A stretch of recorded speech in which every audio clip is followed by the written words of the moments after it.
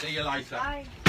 That was for you, Periscopers. I thought you'd get a thrill out of that, you geeks.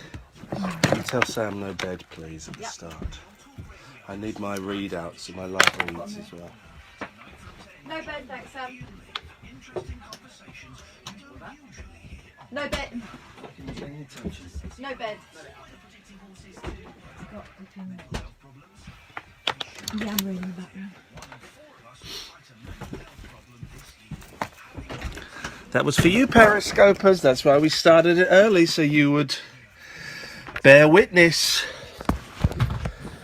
to that happening there.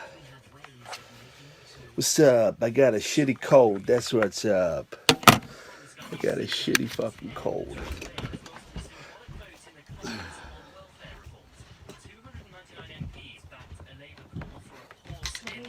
Yes, I do, please. I might have left my drink out there. After reports of hardship caused by long delays to people's payments, almost all Conservative members abstained after being told to by the party. Speaker John Bercow was unimpressed that the government didn't respond after the vote. This institution Let's have a silly is pop song. bigger than any one party. And frankly, it is bigger than any one government. The Football Association has apologised after a report found Eni Aluko and Drew Spence had received discriminatory comments from former England women's manager Mark Sampson. An investigation concluded he made ill-judged remarks but wasn't racist. The mother of a US serviceman killed in action claims Donald Trump has disrespected her partner and her son. It follows allegations the president told Sergeant LaDavid Johnson's widow he knew what he signed up for, which Mr. Trump has denied. 2 US airport security officers have been sacked for their part in the forcible removal of a passenger from a United Airlines plane that left him bleeding. Footage of his removal in April was shared online. In sport, it's been mixed night for British teams in the Champions League action. Manchester United made 3 wins out of 3 in getting a 1-0 victory away to We're gonna play a silly pop song. Chelsea finished 3-3 at home to Roma. Shitty Celtic cold. went I had down such a 3-0 shit at day. Bayern Munich. And Ed Sheeran has won Best Act in the World today at tonight's Q Awards. Stormzy got Best Solo Act. Grime star Wiley picked up Innovation in Sound. He says he's excited to see what's in store for Stormzy. He works very hard. He's a nice boy. He's got a good heart, and his intentions are very pure. So he didn't come in there like he come in there with a, you know what I'm trying to say. I definitely want to see him. I want to see I him. did first on my own, if that's all right. Gallagher Sorry. picked up 2 awards. Sorry. That's the latest. I'm Simon English. The Late Night Alternative with Iain Lee on Talk Radio. We have ways of making you talk. Speakers up, please.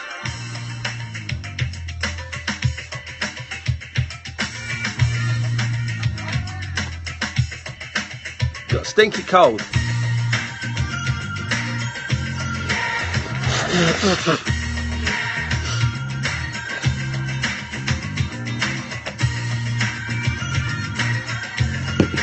That's what we'll do.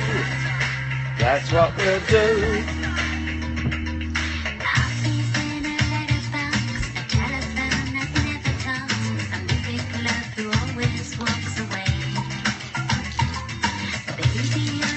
Pills. The night show is sponsored by Pills and Drugs.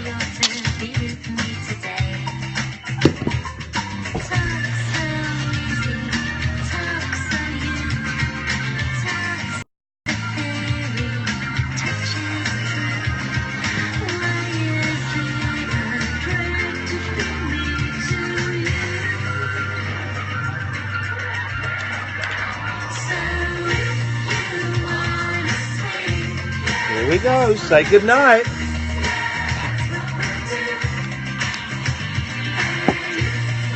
Konnichiwa, watashi wa Ian desu. Dozo yoroshiku. Hajime mashite.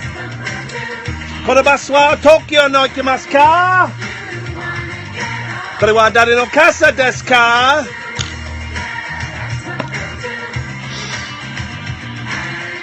I've had the shittest day ever. So that normally means the show goes quite good.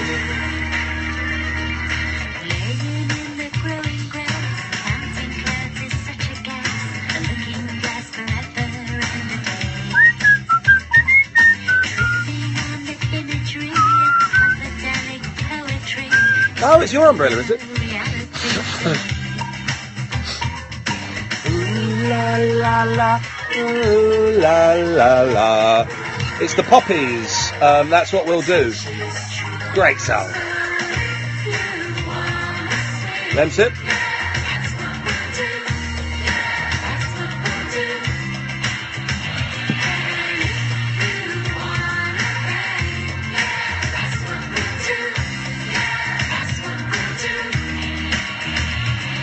If you want to get off, that's what we'll do. That's what we'll do. And if you want to swing, that's what we'll do.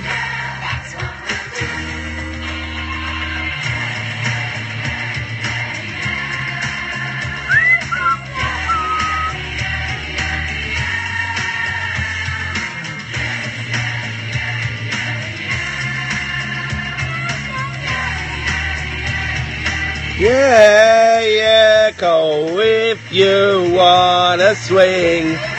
That's what we'll do. That's what we'll do. If you wanna hang. That's what we'll do. That's what we'll do.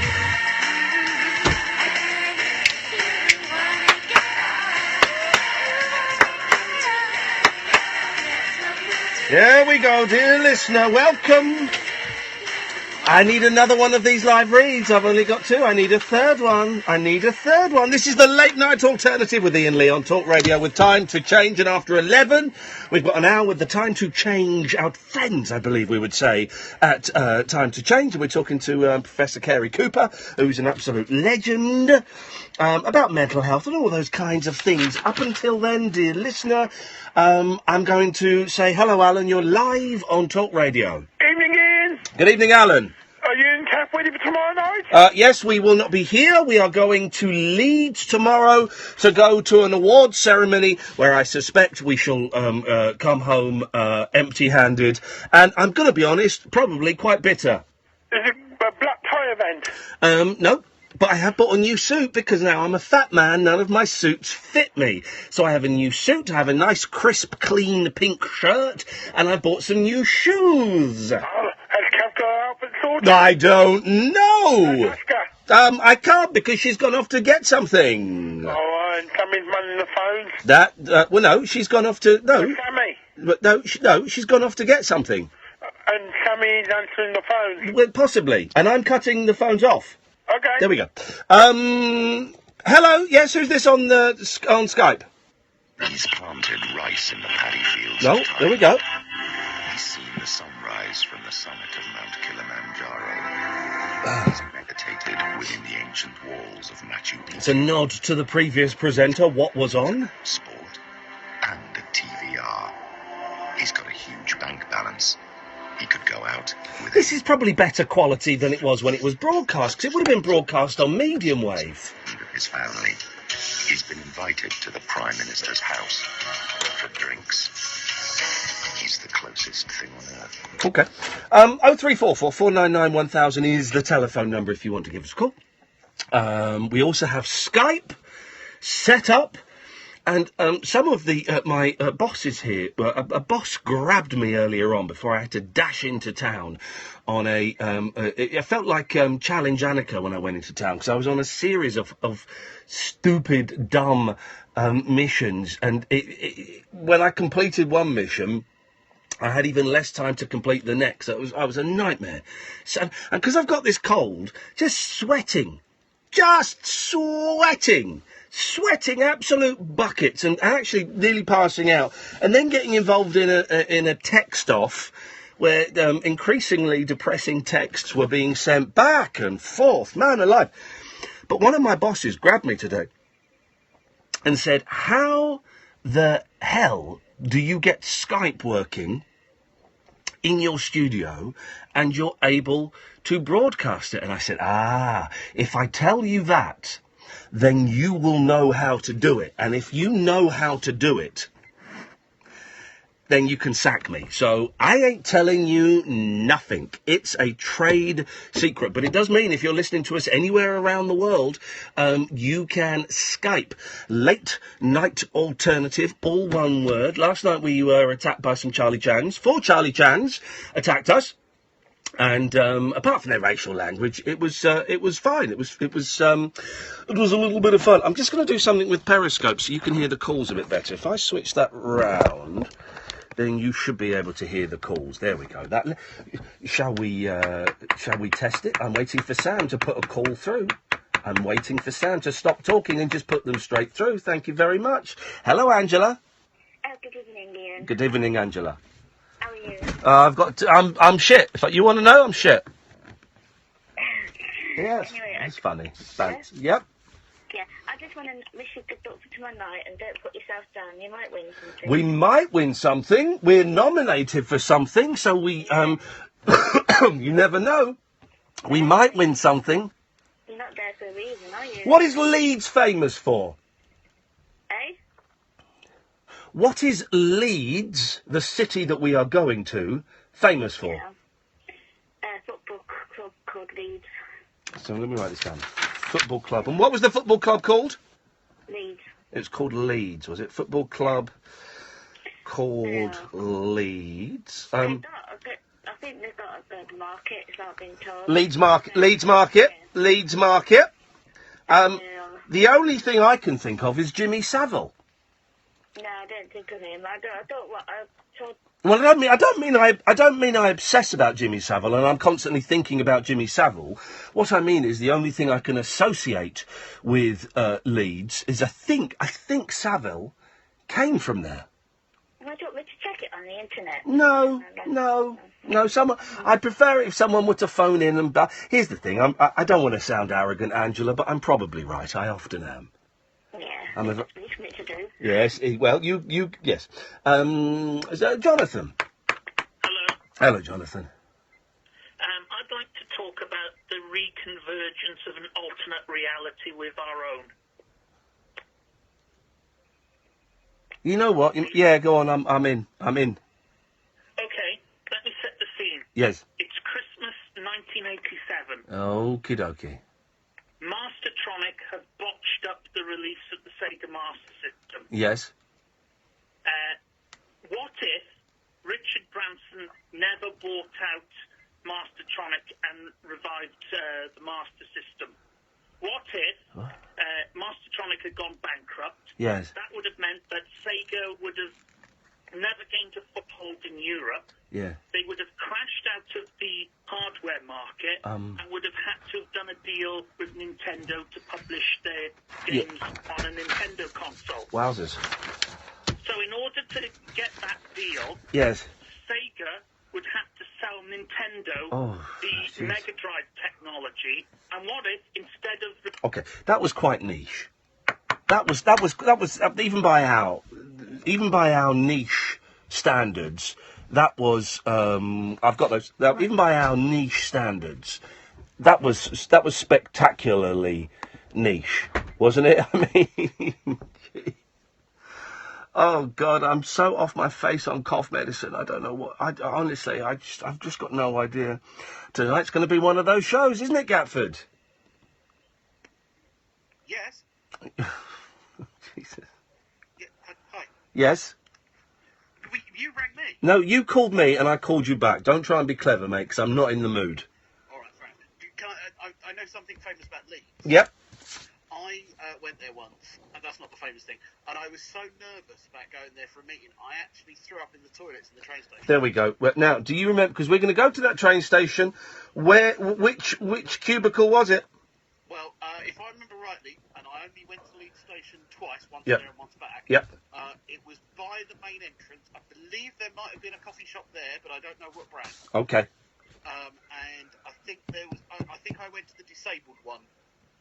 Oh, Jesus! If they haven't got enough to contend with being disabled, they've got to then go to the lavatory amongst your puke. Because I was feeling a bit nervous about being at the meeting. But you're not disabled. It was just a bigger stall. Oh, jeez! I don't know about your stools.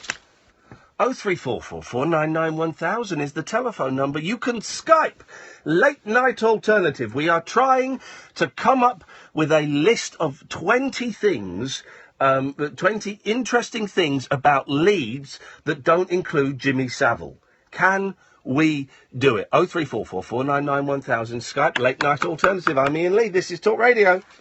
Talk Radio. Speakers down, please. For the UK. Pick up your phone and talk radio. We'll get you talking. Time to Change with Iain Lee on Talk Radio. Sponsored by Time to Change. Search Time to Change. Hi, you've reached Tom's voicemail. I can't come to the phone because Season 8 of Fox's The Walking Dead is about to stream on Now TV. I've been looking forward to this and I'm not missing it. So, leave a No, message. I didn't hang up on Bruce. I didn't fucking answer it, Bruce. For fuck's sake. I don't know if you've noticed, I'm a little bit busy, so I didn't hang up on you, you fucking twat. 14-day free trial of the latest shows, including The Walking Dead. Jesus. Search Now TV. 18 plus. New customers only. Pass auto renews. Jesus. A month unless cancelled. Think you can spot a great deal?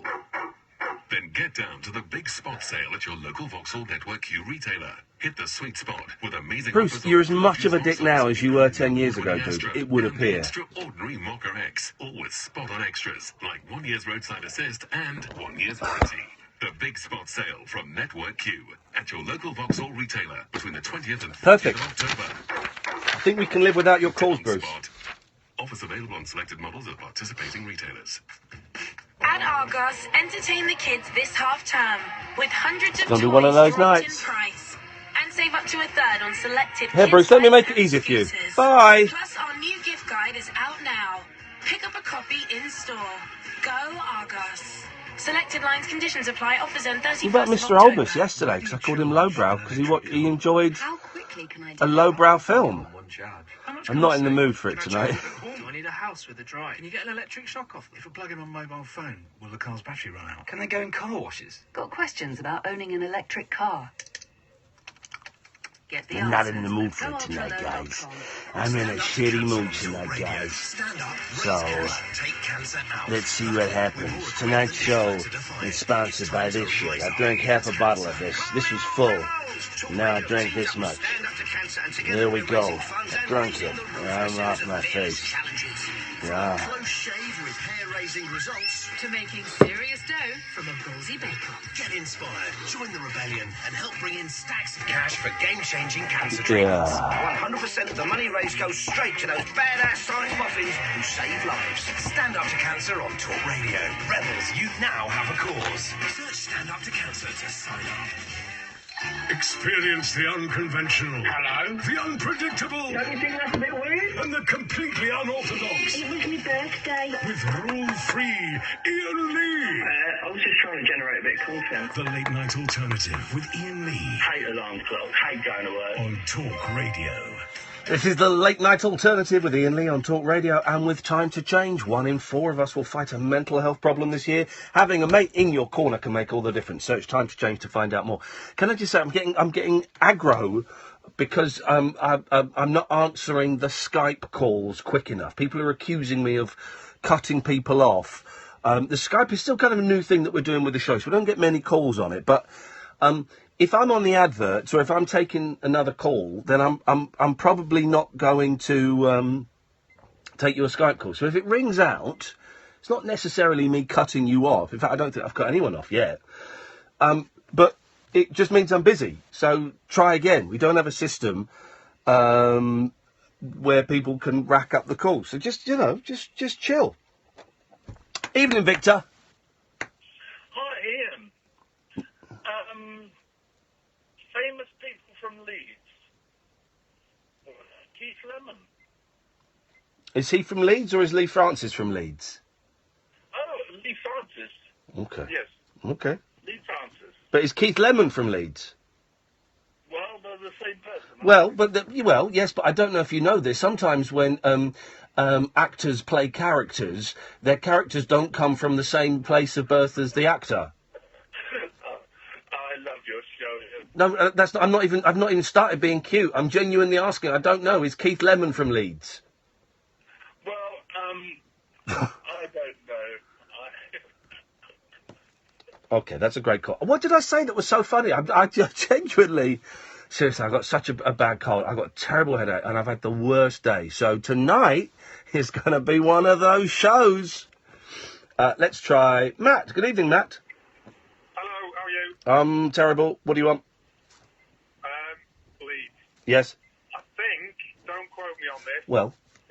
It's one of the homes to the Royal Armouries in Britain, and it's full of stuff like medieval armour and swords and shields and stuff like that. Is it, well, how do you know this half fact? I used to drive past it a bit when I was a kid. So I can put there's an arsenal there. Yeah. Oh, man alive. It's like the Tower of London, but Yorkshire style. If you were wearing a suit of armour, like Sir Lancelot, and someone shot you with, let's say, a Colt 45, shot you in the chest, would the armour stop that bullet? Oh, I don't know. You'd be bruised, wouldn't you? Well, it would hurt. I mean, it would hurt. But if you get shot while you're wearing a bulletproof vest, you get a massive welt on your chest. But I wonder how strong that armour was. Would it protect you from a bullet? I don't know. It's relative to the whatever's been hit at you in them days, isn't it? It's relative to whatever's been. Yeah. Musket balls. I don't know. Quite heavy, aren't they? I imagine, because jousting is made to look very, very glamorous. I bet jousting was a real pain in the backside. Well, not literally the backside, because they were aiming for the front side, but I bet it was a nightmare to point the joust in the right direction and all of that stuff. It must have been. Surely, to win a joust, all you need is a joust. I'm assuming the sticks are called jousts. All you need is a joust that's like 1 inch longer than the other person's joust, don't you? And then if yours is 1 inch longer, you're going to hit them every single time before they do. That was about, you just hold it an inch further forward. Well, then you've got 2 inches. If we adopt both our methods, then we've got 2 inches. Good idea, isn't it? Now, I'm going to... Yeah, go on. Yeah, no, that'll do. I was going to just say take the horse out, but... Wow, that's cold. I like that. I'm going to invent a time machine and go back and win Joust Wars. That's what I'm going to do, David. Yep, I'm going to invent a time machine. I'm going to go back and I'm going to win a load of money betting on me in Joust Wars. Have you ever ridden a horse? Have I ever ridden a horse? Yes. I mean, I can't be that hard. I've ridden a camel, and they're harder. Well, it's got the humps and the things. Yeah, but here's the thing with the camel, right? Is the hardest part of the camel is when it gets up and when it gets down. Do you know why? It flops forward and back. Yeah, it does. It goes. So at one point, you're at a degree where you're facing directly down, because it bends its legs. Yeah. So I mean, a horse remains straight when you mount it. Yes. So, Well, exactly. You need like a stool.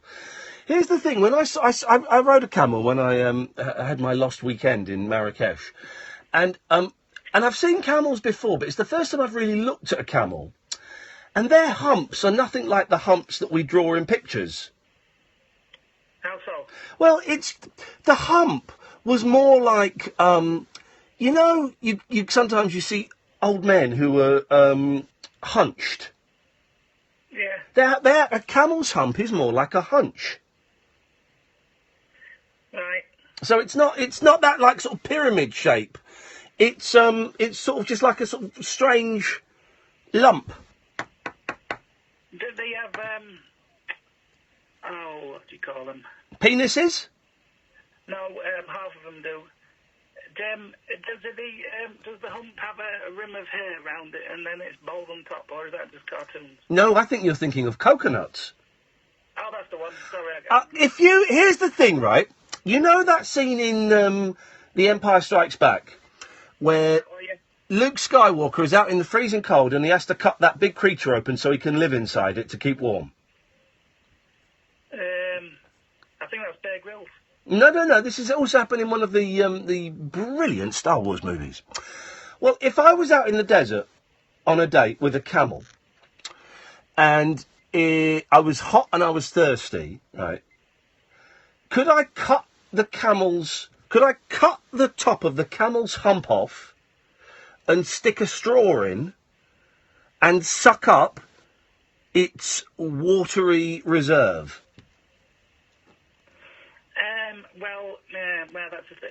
It doesn't actually, it's not like a well. It doesn't just store like a No. big sack of water. No. It stores the water in fatty reserves. So what is that? I thought the hump was the water. It is, but it's stored in fatty reserves. Okay. But is the hump the water? No, it's fatty reserves. Okay. Can you stop saying fatty reserves? What I want to know is, is it worthwhile me cutting off the top of a camel's hump and sticking a straw in? You'd be better off severing its jugular vein. Oh, wow. Sucking the blood out. Gosh. Wowzers. You're in Leeds tomorrow? Yes, I am. 42 miles away, and I'm on the way if you're going up the M1, so if you want to... Unfortunately, David, we're getting the train. So we can wave at you if you want to stand at one of the crappy little stations that we won't be stopping at. We can wave at you, but we won't be making eye contact. It's 46 minutes away in car. I could meet you in Leeds. Here we go. Someone sent me in an email about Leeds. And it's a fact about Leeds, David. I hadn't heard this before. Right. Maybe I don't know if you can back this up or not. This is from Phil. Phil says, there was a young man from Leeds. He swallowed a packet of seeds. In less than an hour, his dick was a flower and his arse was covered in weeds. Is that a true story?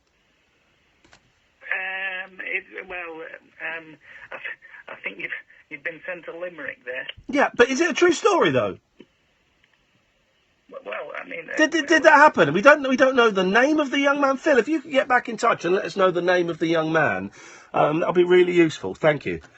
Did you say Leeds? Yes. I heard there was I'm trying to think. I've heard that there was a man from... oh dear. Yes? Sarbiton. There was a young man from Japan. Yep. There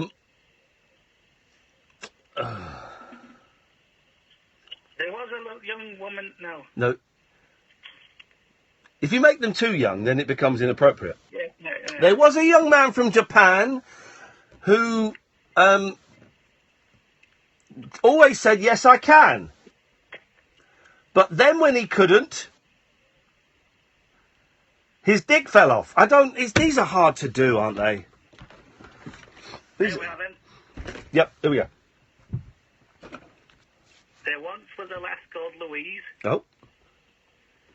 Whose vagina... Okay, thank you so much for calling, David. Let's go to Ben. Good evening, Ben. Hi, Ian. How you doing? I'm calling from New York. Hey, Ben from New York City. How's it going? Good. How's everything in London? You sound very chipper today. I feel absolutely terrible today, Ben. Funny you should ask, but there you go. There you go. There you go. I didn't really mean it anyway. So. No, I know. I know you didn't. I felt slightly flippant answering it in a serious way, but that's life. That's life.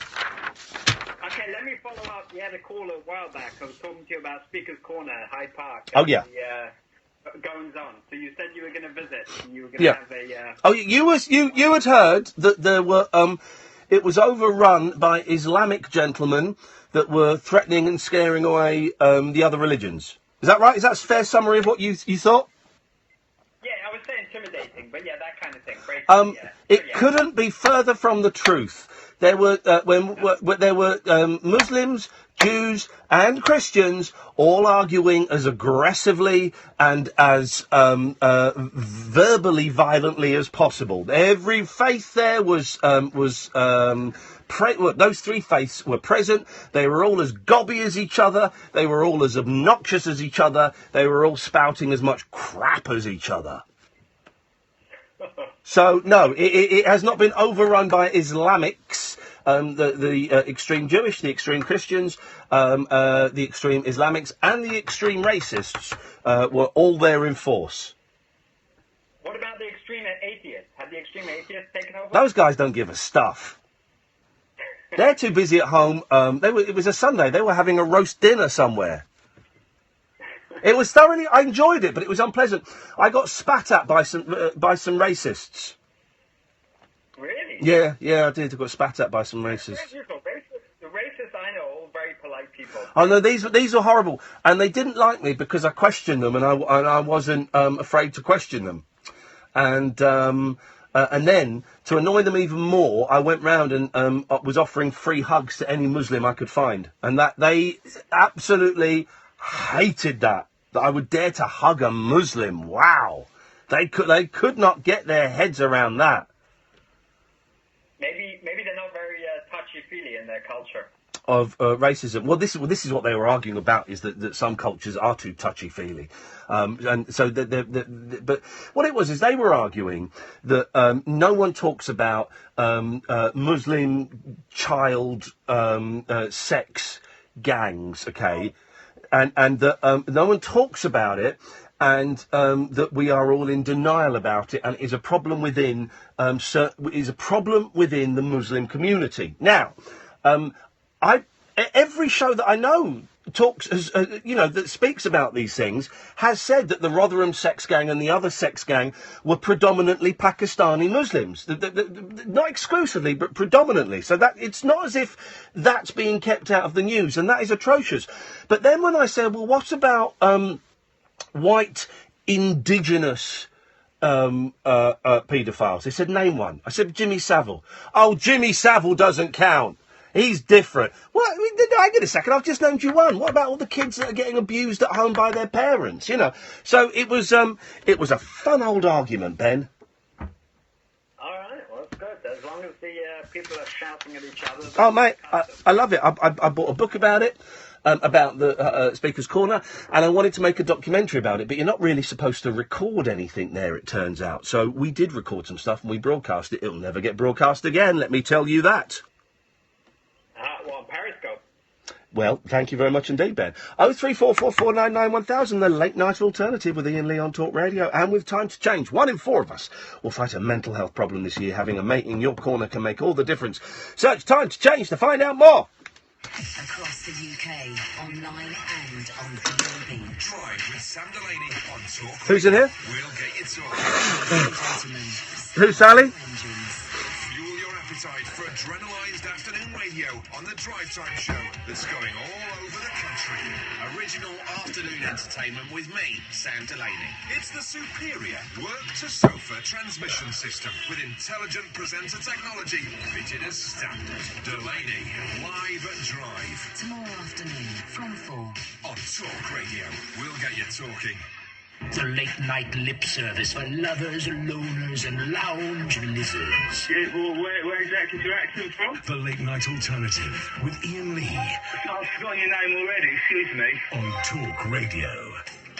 03444991000. You can Skype Late Night Alternative. It's all one word. We're not here tomorrow.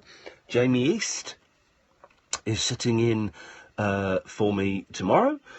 We are going to Leeds. So tonight we're compiling a list of things that Leeds is famous for, apart from Jimmy Savile. So far, we've got football club called Leeds, Leeds Market, Gatford threw up in the disabled toilets, Keith Lemon and Arsenal. That's what we've got.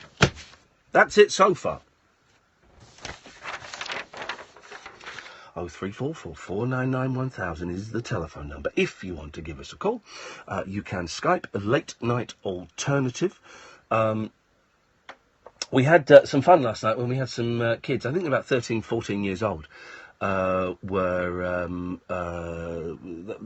trying to launch an attack.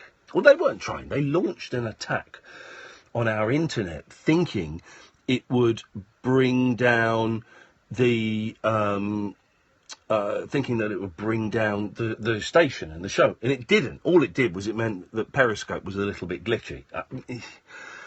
Here's the thing I don't get, right. If I had the skills of a hacker, if I had the skills that this young man had, I would go and, take on ISIS. Or I would go and take on Jeez, I don't know. NASA, not NASA. They're the good guys. I go and take on ISIS or someone, you know, who was a dick. But I mean, just attacking a radio station. I mean, really. This guy's just sent me a request. Let's see if we can speak to David, who sent me a contact request. He's got a strong beard in his picture. That much I can tell you. That's a great profile picture. He's just sent me a contact request, and now he's not answering. Ah, man. Hey, man. Call me, man. Hit me up. Paul. Hi, two things to say. Do you know it's International No Beard Day? Is that what you're talking about? You know that's not what we're talking about. Well, I didn't know, but it's Well, have you been listening? No, I've just... Right, I tell you what, then go and listen to the show, and when you've heard a bit, you can give us a call back, yeah? Yeah, okay, there we go.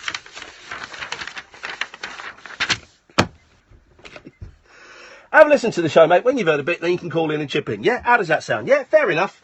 Beautiful. Not in the mood tonight. The shows when I'm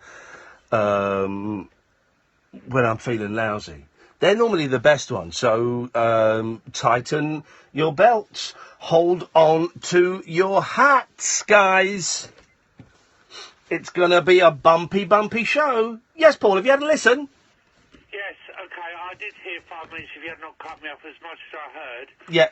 Go to Paul, go and listen to another 5 minutes, then give us a call, yeah? Thank you, mate. Oh, and don't call in with your crappy jokes. I think today's an honesty day, isn't it? Today feels like an honesty day. Should we do... Hey, all right, that's what we're doing. We're doing an honesty day, right?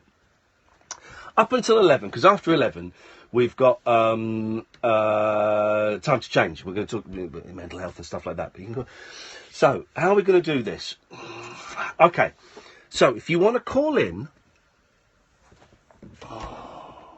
There's got a bit... I was going to say you can call in and ask me anything, and I'll be completely honest. But obviously there would have to be parameters.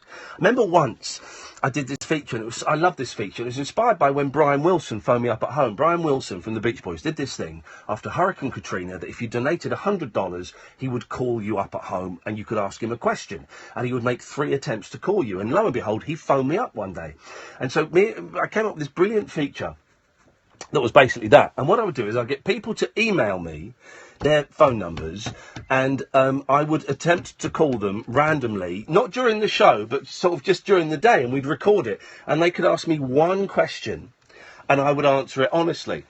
And my 2 favourite questions were, and people would phone up and go, I mean, when Brian Wilson did it to me, because it caught me off guard, and he said, what's the question you'd like to ask? And I just went, what's the favourite album that you've made? What's your favourite album that you've made?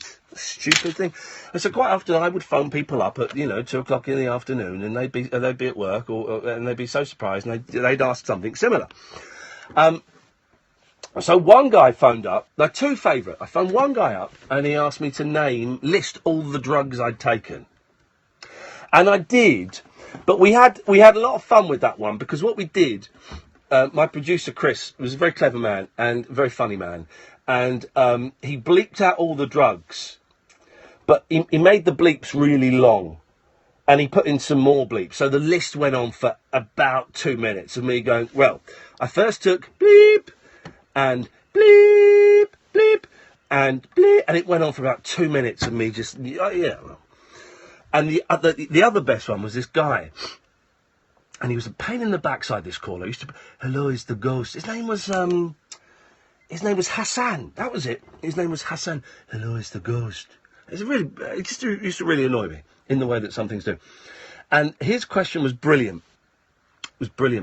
He said, what's your mobile phone number? And within the rules of the game, I had to give it to him.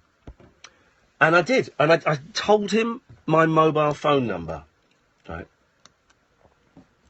And then we did the show that day. And he phoned up the show and he said, Ian, I got your mobile phone number, but I didn't hear the last number. Can you tell me again? I went, no. I have told you. We didn't trick it. I didn't swallow that number. I didn't. He just didn't hear it. And I said, no, I'm not going to.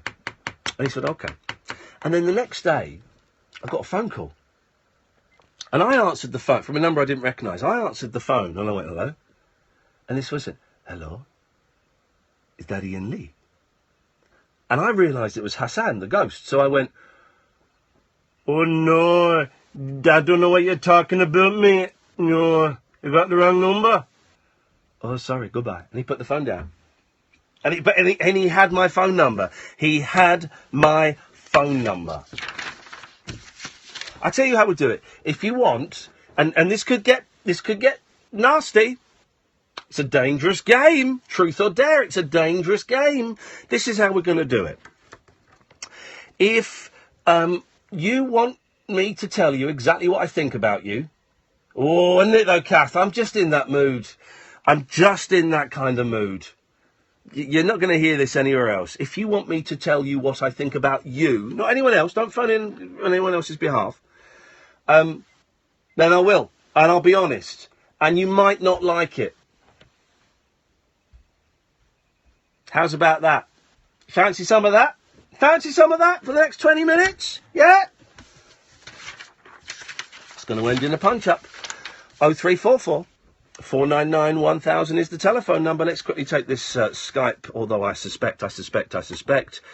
Hello, Johnny. What's up, Ian? How you doing, man? Doing good. It's Jimmy. Jimmy? Jimmy, yeah. It says Johnny on the Skype. It's Jimmy on the Skype. It says Johnny on the Skype. I know, but it's Jimmy. Well, I used to call you before. I call myself Jimmy. Well, when did you used to call me before? Look at that beard. That's a good beard, man. I used to call you and do the film reviews. Oh, that was you, was it? That was years ago. Yeah, that was on Absolute, I think. Absolute, yes. Absolute The old one. Everybody used to go. Yes, they did. Don't you know? On Absolute Radio 1. Yeah, great jingles. But you, bum bum. Yeah.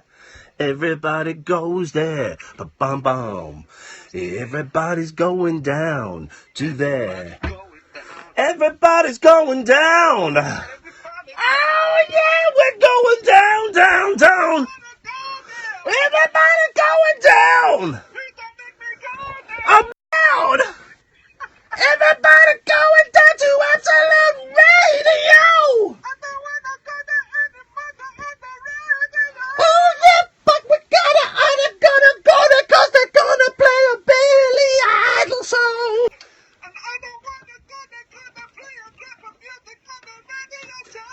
But the radio does so well cause people like crapola.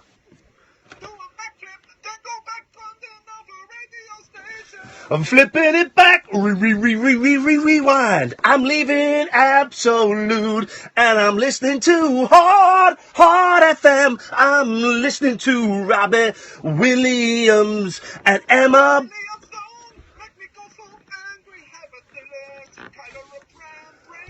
What are you talking about? Robbie Williams' song gives me a boner. I'm a loner, that's why I got a boner for Robbie Williams and Toby Anstis. Thanks for the call. 0344 499 1000. This is the Late Night Alternative on Talk Radio. Across the UK, online and on DAB. A new kind of talk radio. We'll get you talking. Time to Change with Iain Lee. Talk Radio.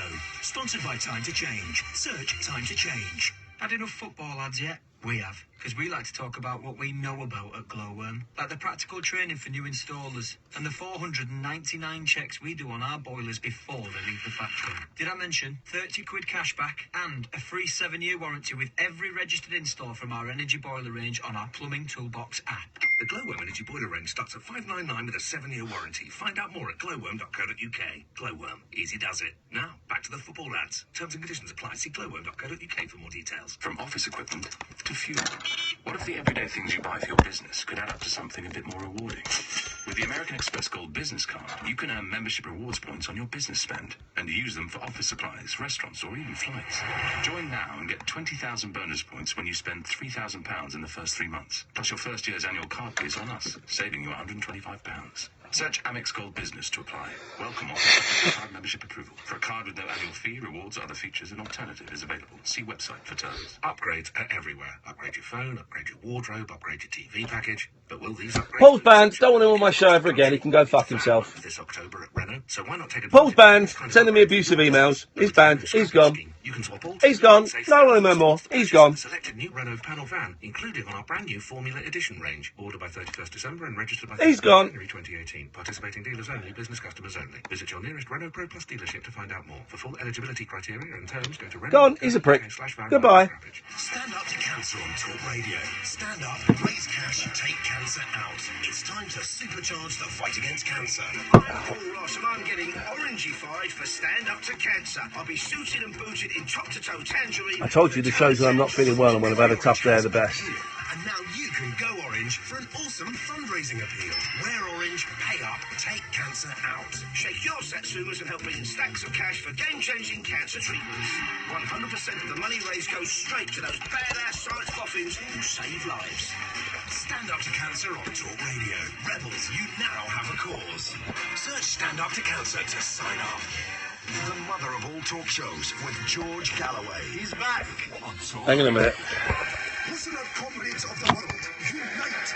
Our glorious leader, George Galloway, returns to the UK airwaves with the mother of all talk shows. Yes, I'm in a bad mood. Switchboard is lighting up.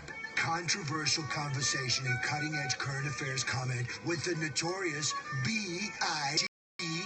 Listen, this guy's a nightmare. He's not a great guy, folks. The mother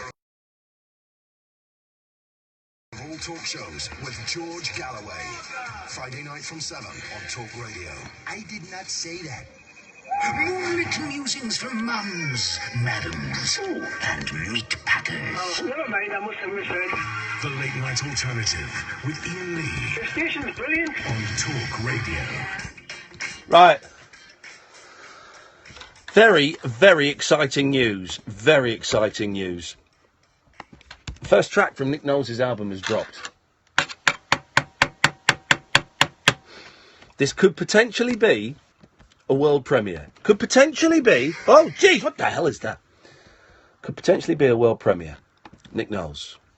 I'm going to let... What is making that noise? Something somewhere is making that noise.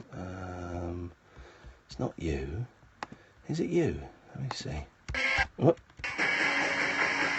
is it? Oh, what is that? What is that? It's not my eye. What is making that? What? Something on my computer is playing a song. What is it? What is that? I'm going to have to close all my windows. Is it? Right, I'm going to close iTunes. I wonder if it's this. Oh, it's this. Right, it's playing an advert on Spotify. I don't really use Spotify, so I don't know how it works. Get Nigel on, because we'll get him to judge this. This is going to be brilliant. Here we go. Right, this is going to be absolutely flipping brilliant. If you're calling in, wait, because we got business. Big up yourself, Nigel. Right. By the way, this is the Late Night Alternative with Iain Lee on Talk Radio with Time to Change. Big up yourself, Nigel. Big up yourself, Nigel. Hello. Yay. Hi. Are you knocking one out? How are you? Yeah, great. I was on quick, so I've just rung up. I've got straight through then. Yeah, because what's going to happen is I'm going to play... Do you know Nick Knowles? Yeah, on TV. Yeah. On TV. Did he do the decorating program? That's the fella, yeah. He used to do your lottery as well. Yeah, he looks like an arse that hasn't been wiped properly. Anyway, He's got a beard. he's releasing an album, right? Does he sing as well? You will. I want to... I've never heard him sing. You're going to. So I'm going to play... The single from the album has just dropped. That's street slang for being released in our price.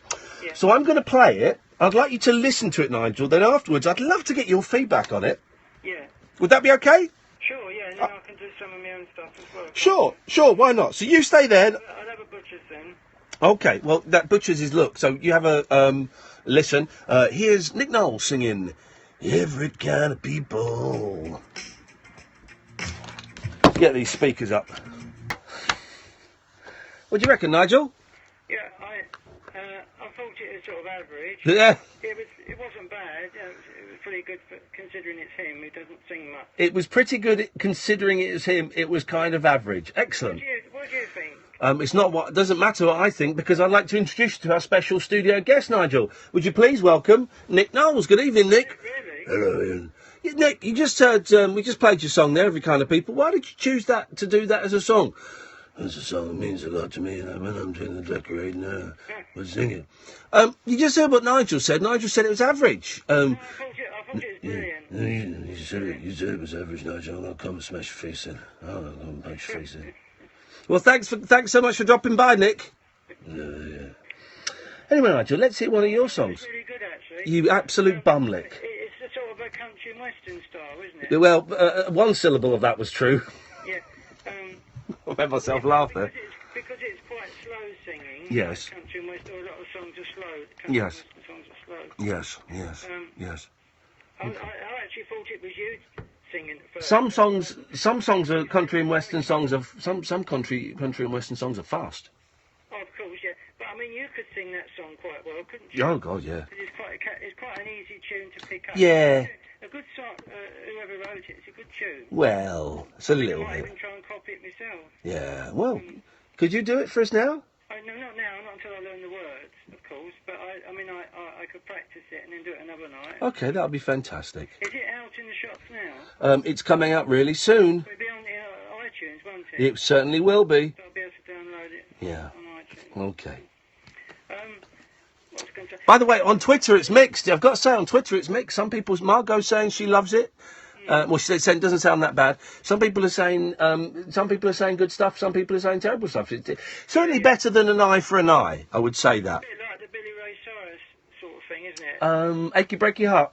But when you first started, it was that sort of sound, I think. Yeah.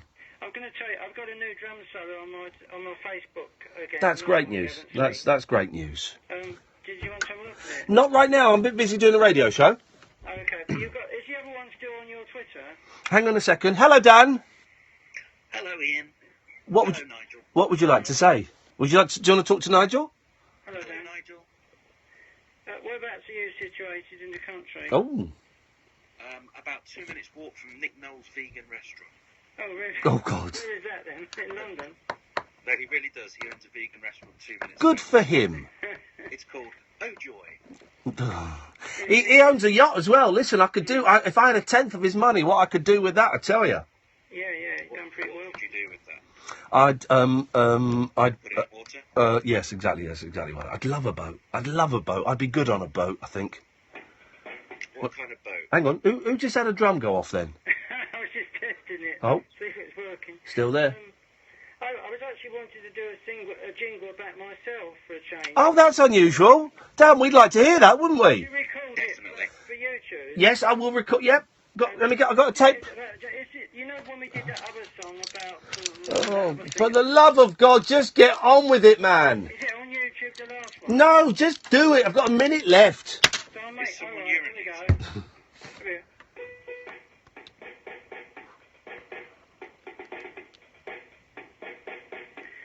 It's Nigel from Maidstone. He sings a song or two. Sometimes he plays with his organ as well. He likes to do the show. It's Nigel from Maidstone. He'll have a laugh with you. Sometimes he plays the drums as well and sings along with you. Nigel from Maidstone. Oh, God. Nigel from Maidstone. Oh. I feel nauseous. That was bloody awful, Nigel. I'm not even joking. Dan, thanks very much for enduring that with me. That was great quality as well. Up your bum. It was great quality.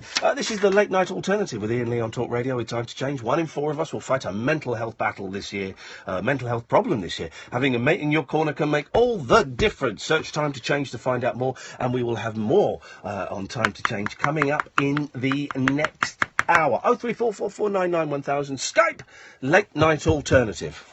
Talk Radio. Intelligent, organic entertainment. Talk Radio. We'll get you talking. Time to Change with Iain Lee on Talk Radio. Sponsored by Time to Change. Search Time to Change. Jeff's just switched to the Eon Go Online tariff, so he's got that yes, save to get feeling. Yes. It means that he's saving an average of £200. And his prices are fixed for the next year. GF1, energy bills nil. Get that yes, saved again feeling and save an average of £200.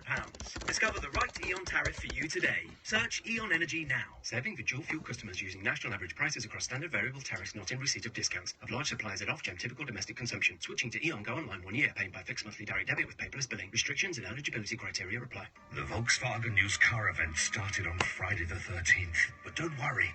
You're still in luck. You can still buy a used car with 2 years approved used warranty, 2 years MOT insurance, 2 years roadside cover, and 2 services included on Solutions Personal Contract Plan at 6.9% APR representative. So it doesn't matter how unlucky your day is. We've got you covered. For extra reassurance on a used Volkswagen, visit the used car event at your local Volkswagen retailer from the 13th to the 30th of October. Offers on used Volkswagens aged 3 to 48 months. Excludes electric vehicles. Participating retailers. 18s and over. T's and C's apply. Subject to status. Indemnities may be required. Volkswagen Financial Services. If it's time to plant bulbs for next year's flower beds, time to get the garden ready for a well-earned rest, and time to put a winter coat on the shed, gate or fence, then it's time to visit Wilko. Get everything you need to get your outdoor jobs done this autumn, with great prices across our ranges, including gardening equipment, outdoor paints, wild bird food and feeders. Find them all in store today, and loads more you'll love at wilko.com. Is your current job driving around the bend? Now's the time to put your career into overdrive and earn up to £30,000 a year as a qualified driving instructor. Visit reddrivingschool.com or text RED to 80800 and discover the freedom of being your own boss with a guaranteed opportunity to join Red Driving School. You can even get a full refund of your training fees once you've worked with us for a qualifying period. Terms and conditions apply. Make the change now with Red Driving School. Text RED to 80800 now. Text charge at standard rate. Across the UK, online and on DAB. A radio star is born. You're going to love Talk Radio. Talk Radio. Coming up next, in the next hour or so, we will have our regular weekly little chat and little check-in about how you're doing mentally and spiritually, dear listeners. We join up with our friends from Time to Change. 0344 499 1000. This is Talk Radio. From the Sky News Centre at 11, Labour has secured a symbolic victory. No bed. Nearly 300 MPs voted for the government to pause the rollout of universal credit with no opposition. The progress with the rollout of universal credit as it stands is callous at worst and arrogantly idiotic at best. To roll it out any further without dealing with some of its fundamental failures will just roll out misery for thousands more people. It's essential that we address the cause part of it. The last voice there was Sarah Williston. She's the only Tory MP who voted. All other Conservatives abstained. Are we going to do what they say can't be under the scheme. Football Association Chairman Greg Clark admits they didn't fulfil their duty of care to Eni Aluko as a victim of discrimination. A report concluded the player received inappropriate comments from the former England manager Mark Sampson. Big waves and gusts of up to 70 miles an hour will batter parts of Great Britain this weekend. The weather warnings in place on Saturday for southern England. Means and no the western music. coast I'll of play the Wales. music. Donald Trump insists he wasn't insensitive to the wife of a US soldier killed in Africa this month. He reportedly told the widow of Sergeant LaDavid Johnson that her husband knew what he signed up for.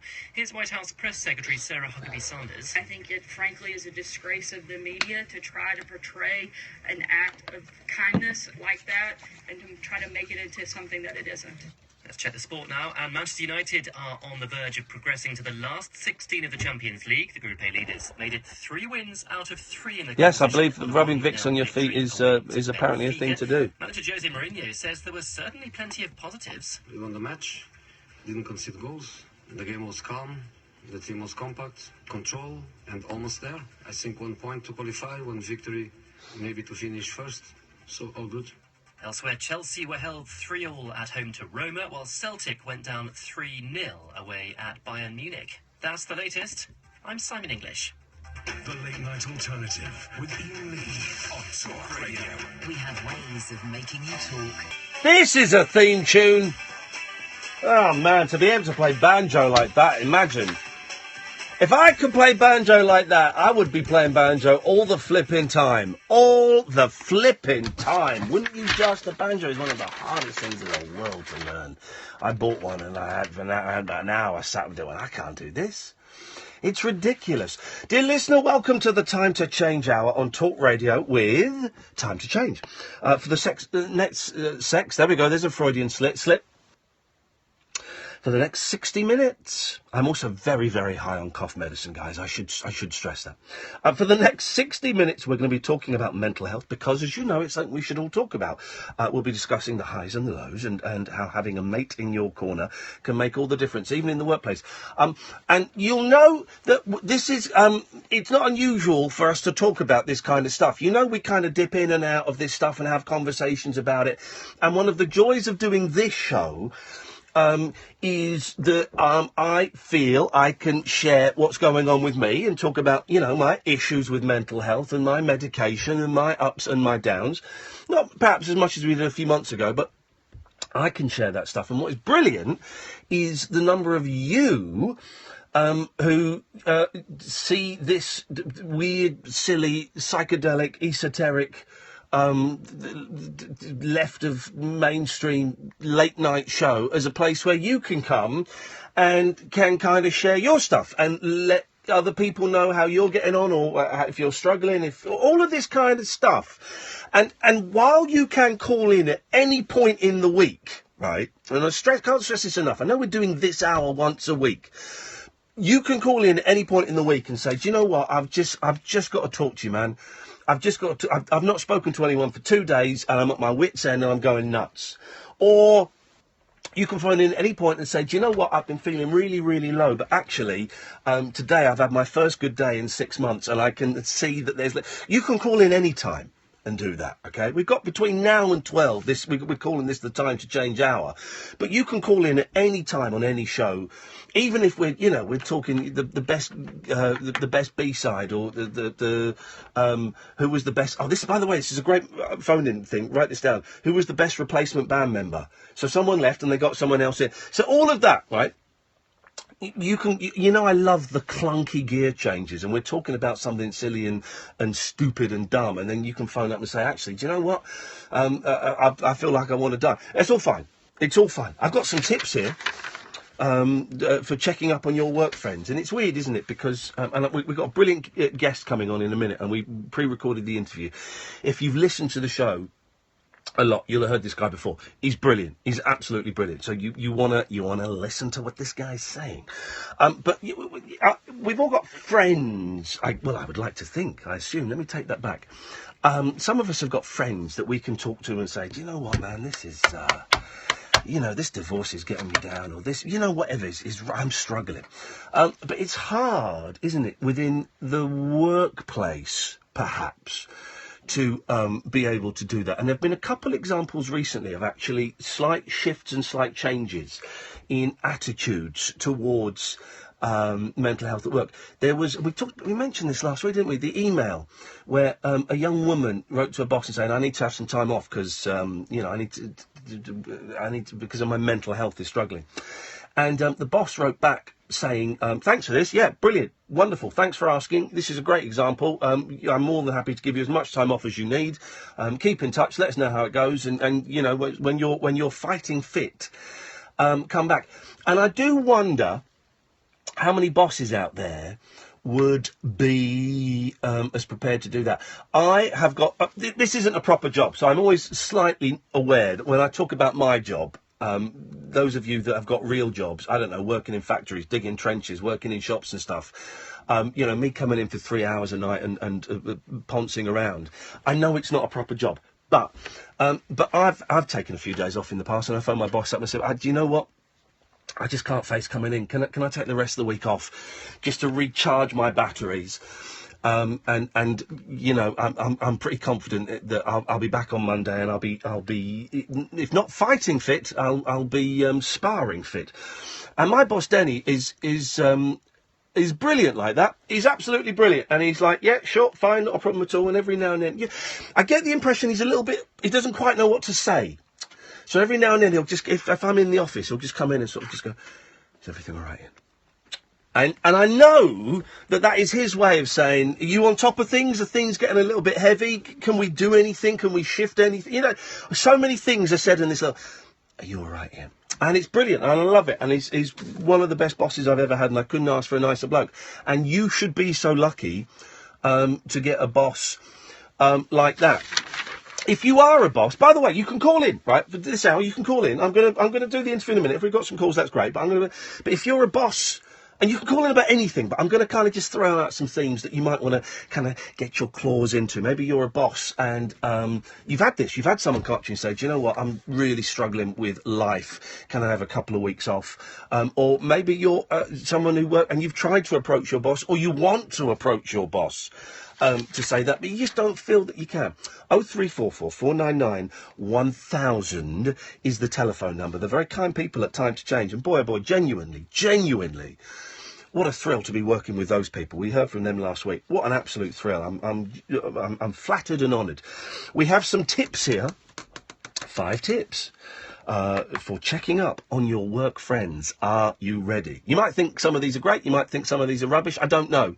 If you've got better ones, let me know. Check how they're doing. And it is more, and it's that thing that we talk about, isn't it? It is more than just going, and I've done it tonight. I'm in a terrible mood tonight for all kinds of reasons, right? And so I've been a little bit mean when people phone up, how are you doing? Oh, I'm doing terribly. But when we ask, you know, hey man, how's things going? We don't, very rarely do we want the actual answer of, I want to die. There's this eternal darkness in my soul that is swallowing me, and I can't even hear my own voice in the void. We go, yeah, no, I'm fine. Tip number 2, grab a cuppa together. The healing power of a cup of tea. That's only a British thing, isn't it? The cup of tea. It's not, because having tea in America is still a novelty. It's coffee. But I think it's just a British thing, and it is all, and it's the cliche, and I love it. You know, your mum puts the phone down, and you go, Mum, what's wrong? Oh, it's your nan, she's died. I'll put the kettle on, and I love it. Yeah, get me a cup of tea, brilliant. Number 3, listen without judging. Number 4, be there if they need you. And 5, find out what support there is at work. When you listen to this chat with Professor Sir Kerry Cooper, I should say, he talks about some interesting developments that are happening in the workplace in terms of, you get like a first aider who you know, if you cut your arm or if you have a heart attack, you have a heart attack, you go to the first aider. Hopefully they'll come to you. But he talks about there being kind of mental first aiders as well. I see we've got some calls lined up. That's brilliant. Keep calling. 0344 499 1000. We're going to have a break. Then when we come back, I'll set up this interview and you can have a listen to it. I think you're going to enjoy it. Honestly, trust me, this guy, he knows his onions, and he's a very clever and a very, very funny man, and I think you're going to enjoy listening to him. This is the Late Night Alternative with me, Iain Lee, on Talk Radio, and with Time to Change. Talk Radio. Dial up some dialogue. Talk Radio. We'll get you talking. Time to Change with Iain Lee on Talk Radio. Sponsored by Time to Change. Search Time to Change. Oh, glad I brought a coat. Thinking ahead, Wilbur? Huh? Well, it's like getting home care from British Gas before winter catches you out. From only £12 a month, that's less than 40p a day. Your boiler's serviced every year. Eastbound and down, I'm losing my voice now. You get 1 month free on most home care products when you buy online. You brought the umbrella. Thinking ahead. Not bad for a penguin. Stay a step ahead of winter. Search British Gas Home Care. Conditions apply. Is your current job driving around the bend? Now's the time to put your career into overdrive and earn up to £30,000 a year as a qualified driving instructor. Sorry to hear that, hermitical. Text RED 80800 and discover the freedom of being your own boss with the guaranteed opportunity to join Red Driving School. You could even get a full refund of your training fees once you work with us for a qualifying period. Terms and conditions apply. Make the change now with Red Driving School. Text RED to 80800 now. Text charge at standard rate. Stand up to cancer on Talk Radio. Stand up, raise cash, take cancer out. You don't drink the salt water, you pudding. Who's in? I'm Julia Hartley-Brewer, and I'm turning up the heat on cancer with a big and ballsy bake. Why not get involved? From chili con cookies to cake au vin. Get creative in the kitchen and embrace the fundraising power of self-raising flour to help make serious dough for game-changing cancer treatments. Go ahead, punk. Bake my day. 100% of the money raised goes straight to those badass science boffins who save lives. Stand Up to Cancer on Talk Radio. Rebels, you now have a cause. Search Stand Up to Cancer to sign up. Time to Change Hour on Talk Radio.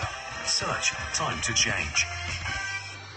Whispering lunar incantations for cross-parents, cross-dressers. Did you know this about me? And cross-rail workers. Steel and polycarbonate. The Late Night Alternative with Iain Lee. I've got a very poor internet connection. On Talk Radio. So, Professor Sir Kerry Cooper, I have you know, he's brilliant. We used to speak to him a lot when we were at Three Counties. He was kind of the local, and we talked to him a lot. And he's brilliant, right? He's really got his head screwed on, and he's very forward thinking. And man alive, this conversation takes some unusual twists and turns. I mean, hearing him talk about where he was when Kennedy got shot, I found that fascinating. Stay tuned, you'll enjoy this. You can give us a call while this is going on, and you'll speak to Kath, and she'll take your name and number and give you a call back at the end of it. So this was me about 8 o'clock this evening, talking to Professor Sir Kerry Cooper, psychologist from the University of Manchester. Kerry, can you hear me? I can hear you perfectly, young man. How are you? You don't want to know today of all days. I'm having a tough old day, man.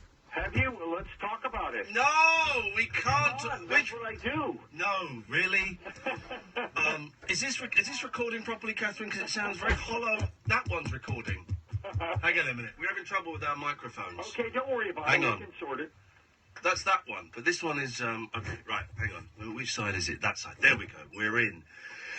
We're in. Hey, Kerry, nice to talk to you, man. And we're not... normally we talk to you after some hideous thing has happened in the world. I know.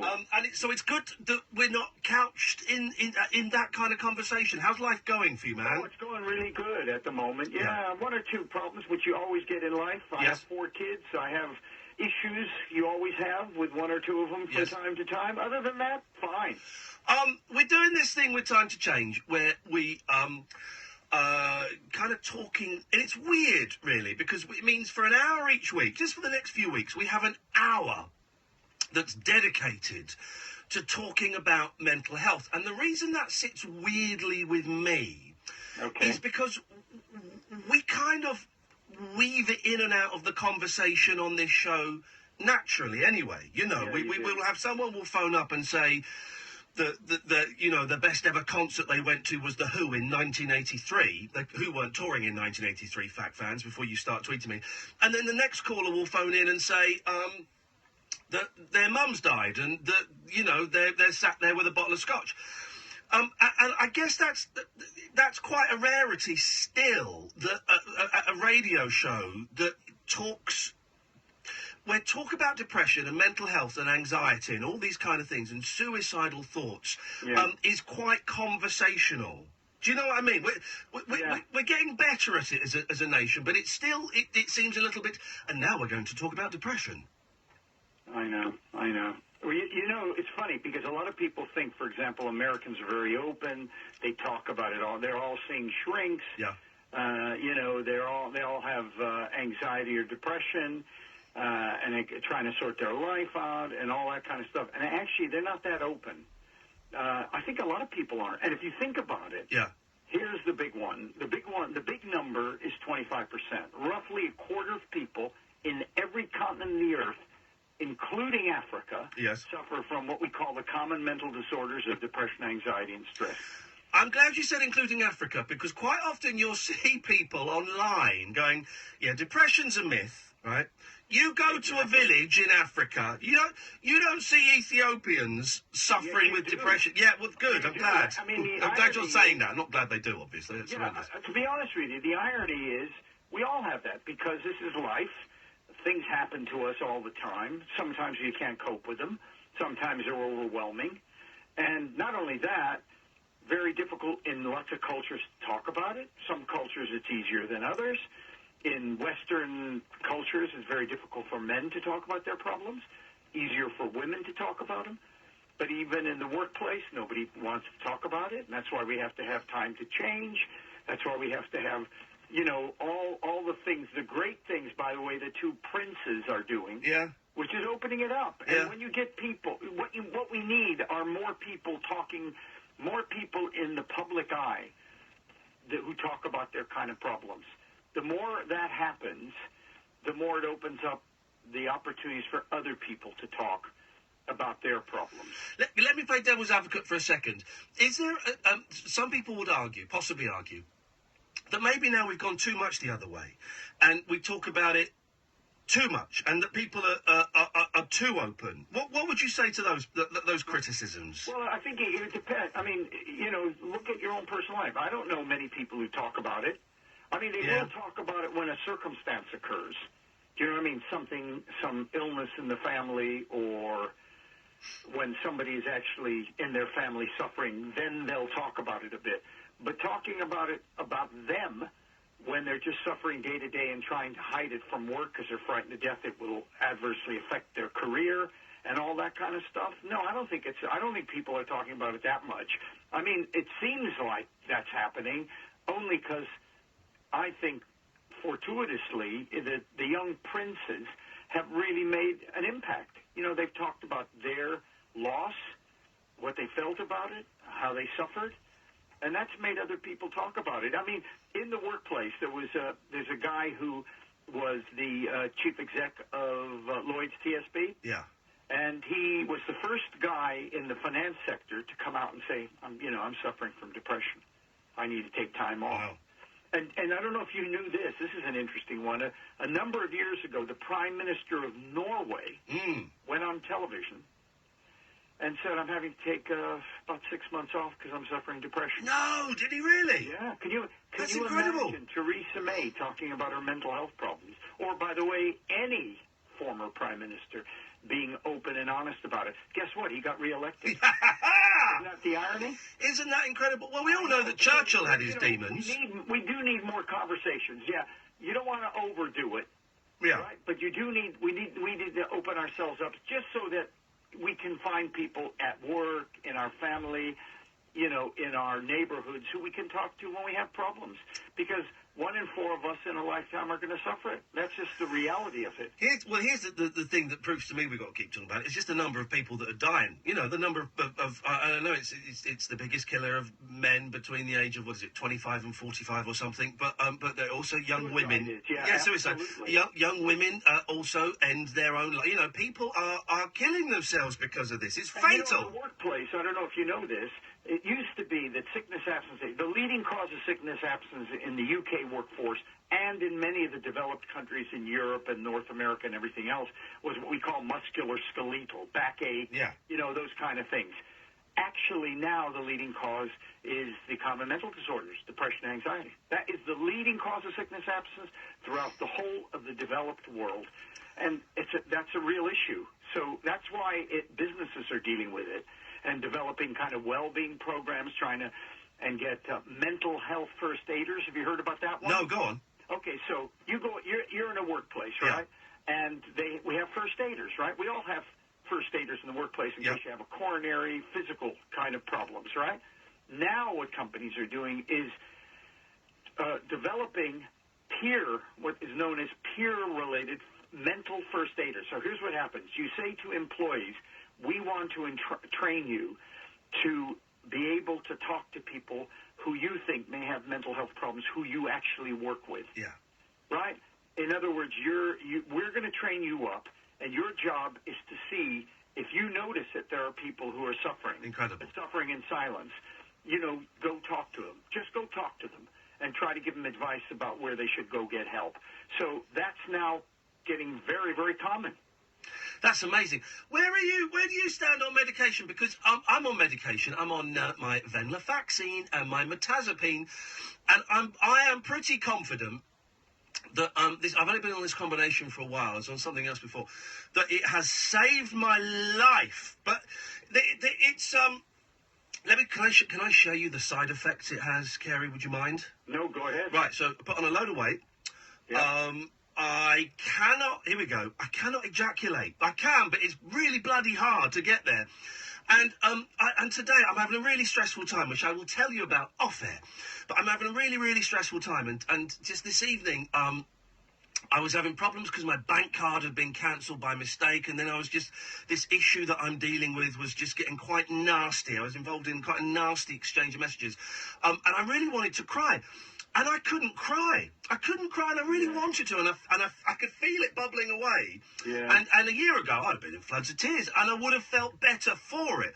But today, I couldn't cry. The medication is inhibiting that. Yeah. Yeah, but the whole purpose of medication, in a way, is to enable you to kind of calm down, deal with your anxiety or depression, so that you can kind of look at the underlying problems. Do you know what I mean? Yes. For me, medication's great if it gets you in a state where you can then talk about the underlying issues. Yeah. Because the underlying issues are what cause people's problems. It is not just it is biochemical in the sense that the depression, the anxiety, the stress that you experience obviously affects your biochemistry dramatically. Yep. Your moods and emotions. But we got to underpin that and say, so what's behind it? Is it a bad marriage? Is it a this? Is it a that? And it might be, and it's usually something you can deal with once you surface it. Mm. And I think that's what, for me, I'm not against the medication at all. I mean, if it has bad side effects on you, that's something you have to worry about. Yeah. Or you have to think about, and then you go to your GP or psychiatrist or whoever you're seeing, counseling psychologist or whatever, to try to get it kind of changed so that it doesn't have those kind of negative side effects. However, if it's working for you, then that's great. Yeah. But for me, talking therapies are really important. Well, you know what I mean? Here's the thing, and I was seeing the therapist for ages, and I made a decision about 6 months ago to stop because I wanted to just kind of tackle some stuff on my own. Yeah, okay. But I'm a big talker. I will sit, you sit down next to me on a bus, ask me how I am. I'm going to spend the next 20 minutes telling you everything that is wrong. Why does it work? Why does sitting down, quite often, with a therapist, you get the therapist hour, which we all know lasts 50 minutes, and you can pay quite a lot of money, or if you're lucky enough to get one on the NHS. Yeah. But why does sitting down opposite a stranger for 50 minutes talking, why does that work? Well, it works if you've got the right person Yeah, talking to you. definitely. In the end, it's about that. It's not about CBT, cognitive behavioral therapy, or a particular form of psych. It's not, in my view, it's not just the approach that's important. It's the nature of the relationship you have with a trained counselor, almost regardless of what technique they use. Now, CBT, or cognitive behavioral therapy, we're using a lot now, or the NHS is, and so on. And the reason they are is because there's more research on its effectiveness, right? Yeah. It's because it's a kind of well-structured black box. Mm. We know exactly what that means. But if you talk to most psychotherapists or counselors, they'll tell you, I use a little bit of CBT there, and with Iain, I'm going to use a little bit of that, I'm going to use a little bit of that, and a little bit of that. And most of them gauge what your issue is and use an approach that they think would work with you. But it's all about the relationship you have with it. And why it works, if it's done well, is it highlights for you, which you can't see, the issue that may be manifesting the symptoms. Yeah. That's all it's about. So the issue may be buried, it may be deep-rooted. In the majority of cases, it's not that deep-rooted. It's not psychoanalytically deep-rooted to your mother or sexuality, or it could be. But it could be. But for a lot of people, they just don't ever reflect on it, and they don't ever drag that stuff up. Hey, what's the thing with the eyes? Do you know the treatment with the eyes? No, I don't know the treatment with the eyes. Because I had some fella, with a friend of mine swore by, where someone talks to you. Maybe this is quackery. I think this might be quackery, Kerry. A therapist talks to you, and then they watch which direction your eyes move in, and that indicates some trauma that you may have been through. Does that sound like quackery to I don't you? know about that at all. Right, well, I'm going to But you know what? send you on a If course. you've been through a trauma in childhood, bringing that up is quite useful. Yeah? It really does, because then you find ways of kind of dealing with it. You know what I mean? Yeah. You then can think about, and that's what cognitive behavioral therapy does. It tries to change your behavior once you've identified the underlying source. And that's helpful for all of us. You know, if we have nobody else around. You know, some people naturally have a kind of network of friends or family or whatever, individuals in their lives who they can talk to about these issues. And if they can, and that friend is very sensitive, right? It doesn't necessarily have to be a trained counselor, if you know what I mean. Yeah, of course. It doesn't. It's a tough one. It's a tough one, though. It can be tough to bring up with friends, you know, when you're out, I don't know, down the pub or out having a meal or wherever you might, you know, out shopping with your mates or whatever, and you want to try and because there's other people usually involved. Yeah, but you want to it's very difficult to do it in front of other people. But if you want to express that huge lead blanket that's wrapped around you, that darkness of the soul, you know, that stuff that is impossible to kind of put into words, those feelings of bleakness, I can see why some people are apprehensive at sharing that, even with their best mates. Oh, no, I agree with you. And by the way, men in particular have real trouble surfacing this stuff. Yeah. And that's why, in a way, funny enough, why they go to pubs. If you think about it, you go to a pub, you get plastered, right? Yep. And then you start talking about certain things. Yeah. And that gives you the excuse the next day or a week later, oh, did I say all that? I don't know. I was too drunk. Yeah, yeah. Do you know what I mean? And women, the good news about women is they have better coping strategies than men because they have higher EQ, emotional intelligence. What women can do is talk about their feelings, express them, cry. You know what I mean? If you cry, say you're at work and you're a man and something happens to you, you know, you've just been told that, you know, your job's at risk. Yeah. Right? A man will, you know, just man it up. Right, and keep his emotions away from that. A woman might cry spontaneously, or something else goes on. A woman cries. In a way, by crying, you're alerting other people to the fact that you're not coping with something, or something's troubling you, and therefore they're going to come and help you and support you. Somebody will. But men, that's why, and men don't do that. So they either don't express their feelings or they bury them, and that's not healthy. And yet, you know, if you talk about mental health, a lot more women will go for counseling than men will. It's funny, you mentioned start about how maybe we think Americans are better at sharing this stuff. And I remember something that we got from the Americans. I remember in the 70s and the 80s, men didn't hug in this country. They shook hands. I know. And they stood awkwardly. And I remember in about 1981, 82, 83... there were loads of sketch shows. I can remember one sketch with Lenny Henry in it. There were loads of sketch shows where they would pretend to... it was like a spoof of an American soap. Yeah. And they would all hug each other. And all the men would be hugging each other. And that's something we've got slightly continental from the French, but I think we've got it more from the Americans. That's a great thing that we can do that. Because people don't really shake hands now. You meet your mates down the pub. And it can be, you know, a fey broadcaster like myself, or it can be a tough bloke down the football. Yeah. There's hugs going on. But remember, also, it was in the 90s, wasn't it, when football players started to cry, Gascoigne, Yeah. And I think what also really kind of helped open us up a bit, right? I can say us now. I'm a dual citizen, right? Yeah, well done. I've been here for 50 years. You made the right choice. Yeah, it's okay. I certainly did. And you know what? When Diana died, that opened up the floodgates. Yeah. The emotional floodgates.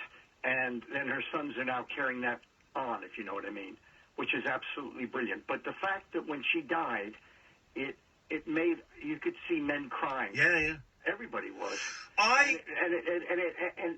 It was really, really important that happened, and we're getting more of it and more of it. And I don't think we have too much of it. I don't think you can ever do too much of people expressing feelings. We just need to get feelings out, but you can't do it with everybody. You have to do it with people you trust. Yeah. Who you know will not use it negatively and who you feel will give you sound advice. Because when you have a problem, you don't want just people to say, oh, don't worry about it, it will get better. You actually want people to give you feedback and give you sound options to deal with it. Yeah. Very quickly, just and I will finish me up because I could chat to you. I know I love this, but you talk about Diana dying. That didn't hit me, right? Because I was like a cool 24-year-old, and I observed the whole thing with this this kind of just interest because I found it fascinating, and I never got why people get so upset when celebrities die until Davy Jones of the Monkees died. And I'm obsessed with the Monkees, Kerry. And when he died, God, I was in pieces, pieces. And I found it fascinating. And you identified with him quite strongly well, in some way. Yeah, I did, but I was, part of me was crying for him. But I managed, after a while, I took a step back and I realised actually it was a conduit that allowed me to mourn. I was mourning my childhood. I was mourning the fact that at that point I didn't have a good relationship with my dad. There were loads of things that because I could cry about this bloke who I only met once for 5 minutes. But actually, it was letting loads of other stuff come out. So I get it when people cry because their pop star dies. I get it now. No, I get it too. And you know, it's funny because when I was younger, I'm that old that when Kennedy was around, I was a social worker in the city of Los Angeles. I was doing a master's degree at the University of California. And I remember going to because I was working in the city of Los Angeles with really deprived population in Watson. It was terrible. Yeah. But I would then rush off to the university to do my courses, right? Because I had to work because I came from a working class family. Yeah. So I rushed off to the university, but my radio wasn't working in my car, and I didn't hear that Kennedy was assassinated. And I walked into the room, and the professor and all the students were sitting on the floor crying. Wow. And that had the most powerful impact on me. And then they told me what happened, and then I started to cry. I mean, how could you not? Yeah. I mean, I felt, again, it's the same thing with you. I identified with him. I had one or two things going on in my life at the time. All of that is very powerful, and it doesn't make any difference what it is, but getting access to your emotions from, is, I think, really important. Kerry, it's fascinating chatting to you. We'll have to meet up and have a coffee at some point and have a face-to-face. Absolutely love it. Yeah, we'll sort that out. I'll send you a message and we'll sort that out. Okay, thanks, mate. Nice one, man. Talk to you soon. Take care. Talk to you soon. Bye-bye. Bye. Get turned on to irreverent afternoon entertainment with John Holmes. Tomorrow afternoon from 1 on Talk Radio. MI5 have been speaking about the foiling of plots. That comes, of course, the same day as the Man Booker Prize was awarded to writer George Saunders for his novel Lincoln in the Bardo, which has a plot involving Abraham Lincoln's child and some ghosts. That's a perfectly acceptable plot, but so far this year, MI5's literary department have managed to foil some terrible ones, including a ghost-written novel by Katie Price and Dan Brown's next Stanton book. The original sound of John Holmes. Join me, John Holmes, tomorrow afternoon from 1 on Talk Radio. Time to Change Hour on Talk Radio. Search Time to Change. Take a trip into the alternate reality. Late Night Radio. I think I'm in something like the Matrix, and so are you. Late Night Alternative. Hello. With Iain Lee. Is there anybody out there? On Talk Radio. Hello. This is the Late Night Alternative with me, Iain Lee, on Talk Radio with Time to Change. 1 in 4 of us will fight a mental health problem this year. Having a mate in your corner can make all the difference. Search Time to Change to find out more. And we talk about mental health stuff all the time, and you're welcome to call him whenever you want, he said, untangling a cable. And you might have heard something in that. He's good, Kerry Cooper, isn't he? He's good. He's really good. And you might have heard something in there that doesn't. A seed might have been planted in your head. I can only apologise for planting seeds in your head. And it may take a little while for that to turn into something that you might want to phone in about, or that you might not want to phone in about, but might have an impact on your life, or it might never have an impact on your life. There we go. You see, all bases are covered. 03444 499 1000. We'll keep talking about this specifically until midnight. Then after midnight, we can still talk about it, but we'll also do some more stupid stuff. And I've got, remind me, Sam Fox and 7-Up. Sam Fox and 7-Up. It's not a joke. It's not a bad joke. It's two separate things that have popped into my head. Good evening, Will. Hello. Hey, man, how you doing? I'm quite good, thank you very much. What you got for us, Will? Well, I was just wondering about mental health. Yes. What's your opinion on it, man? What do you mean, what's my opinion on it? Suck your fucking nana. Okay, well done, thank you, Will. Dear, he takes all sorts. You'd have heard that on Periscope.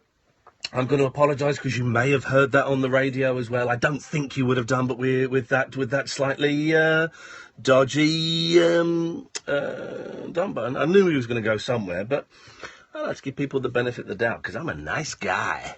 Hey, Sam. Hi, you right? Yeah, good, thanks, man. What you got? Well, basically, I've been struggling with things like anxiety and depression for since 2013. Because my mum passed away. I think that's. Yeah, you did. Yeah. You've got the fun stuff going on. I mean, wowzers. And with anxiety as well, it's kind of little things, kind of walking down the street, and you have one sort of bad thought, and it's like a domino effect. It triggers loads of other things. Yeah. And my girlfriend as well, Charlotte, is going through some similar things to me. No sort of, some passing from her life as well. And I think obviously having someone to talk to about is important. But obviously, it's weird because I make my YouTube videos talking about mental health and encouraging young people who are younger than me. I'm now 21. Yeah. Just telling people to be open about it. And there's no shame in struggling because everyone struggles at some point in their life. You know, it's just a shame that because of things like social media, we now have a platform where it's amplified.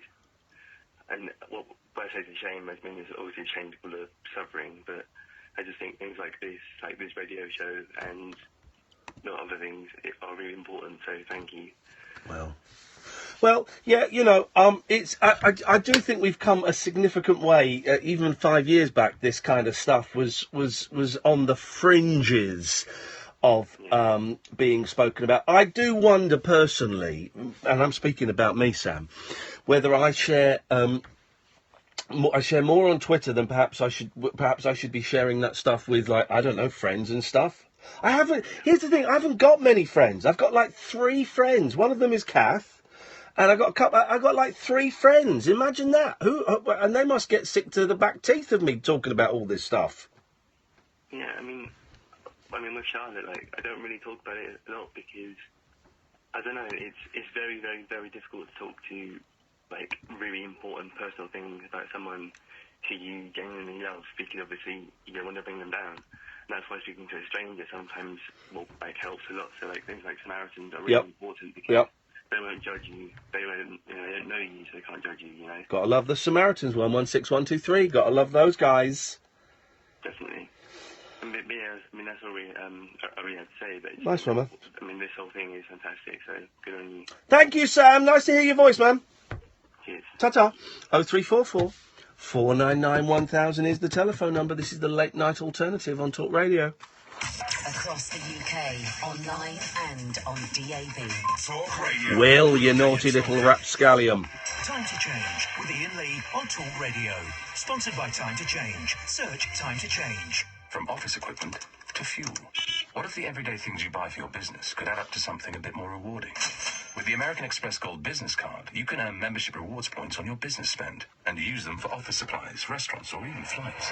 Join now and get 20,000 bonus points when you spend £3,000 in the first 3 months, plus your first year's annual card fees on us, saving you £125. Search Amex Gold Business to apply. Welcome offer subject to card membership approval. For a card with no annual fee, rewards, or other features, an alternative is available. See website for terms. Alice has just got herself the cap and track tariff from Eon, so she's got one less thing to think about. Lovely. Her energy costs are capped below the average market price. And if the market price goes down, hers will too. Oh, that's the stuff. Give yourself one less thing to think about and stay below the average market price. Discover the right Eon tariff for you today. Search Eon Energy now. Residential customers only. Prices reviewed quarterly and based on off-gem typical domestic consumption at medium use. Eligibility criteria apply. So, start of the week, I'm on the edge of my seat with Game of Thrones. By the middle of the week, I'm seeing stars with Tin Star. The next thing you know, it all kicks off with A League of Their Own. You see, with Sky TV, I can enjoy Sky Atlantic's big screen drama and 45 channels of catch-up TV, all for £20 a month. And right now, there are great broadband offers too. Search Sky Bundles. Sky. Believe in better. £20 standard setup, Sky Q-Kit loaned at no cost, new 18-month TV contract, terms apply. You know your 70s. From your 80s. From your 90s. From your noughties. Let's go. We Do you know your pension options?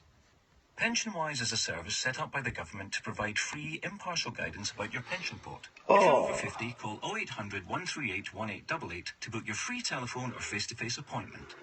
PensionWise. Get to know your options. You've watched the cult TV show, you've seen the controversial opera, you've read the best-selling book, and you've drunk the intoxicating aftershave. Now, check out the Jerry Springer Radio Show, right here only on Talk Radio. Join me, Jerry Springer, live on tape from a coffee shop in Kentucky, and enjoy the very best after-hours conversation, recreation, and just a little caffeination. It's tales, tunes, and tomfoolery on the Jerry Springer Radio Show, this Saturday from midnight, only on Talk Radio. We'll get you talking. Time to Change Hour on Talk Radio. Search Time to Change. The wild man of late night radio. The Late Night Alternative with Iain Lee on Talk Radio. We have ways of making you talk. This is the Late Night Alternative with Iain Lee on Talk Radio with Time to Change. 03444991000. Hello, Charlotte. Hiya. Hey, Charlotte, how you doing? I'm good, thank you. How are you? I've got a stinking cold, man, and it means I can't sleep and I'm all bunged up. But apart from that, I'm on top of the world. What have you got for us? I was just going to sort of give a little bit on the mental health. Yeah, go on. Sort of. I just wanted to say, like, it's obviously it's like such a difficult thing to talk about with people, and I've been suffering since I was 15. I'm 20 now. And since I was 18, it's been kind of endless trials of different medications and things like that. Yeah. And I think I've finally found one which is doing me good, because it's like the combination of depression and anxiety, which go hand in hand, are so difficult for like each different person to control. Oh yeah, people have this idea you just walk into the doctors and they give you Prozac and then you feel fine, it doesn't work like that. There is science and there is chemistry involved, and it can be one drug, it can be a combination of drugs.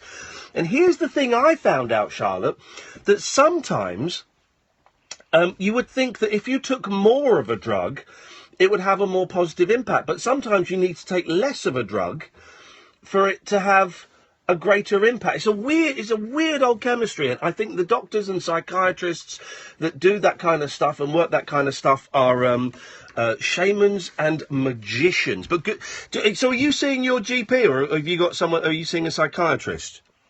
I was seeing a GP who suggested that I should see a psychiatrist because of the long-term kind of battle with it. Yeah.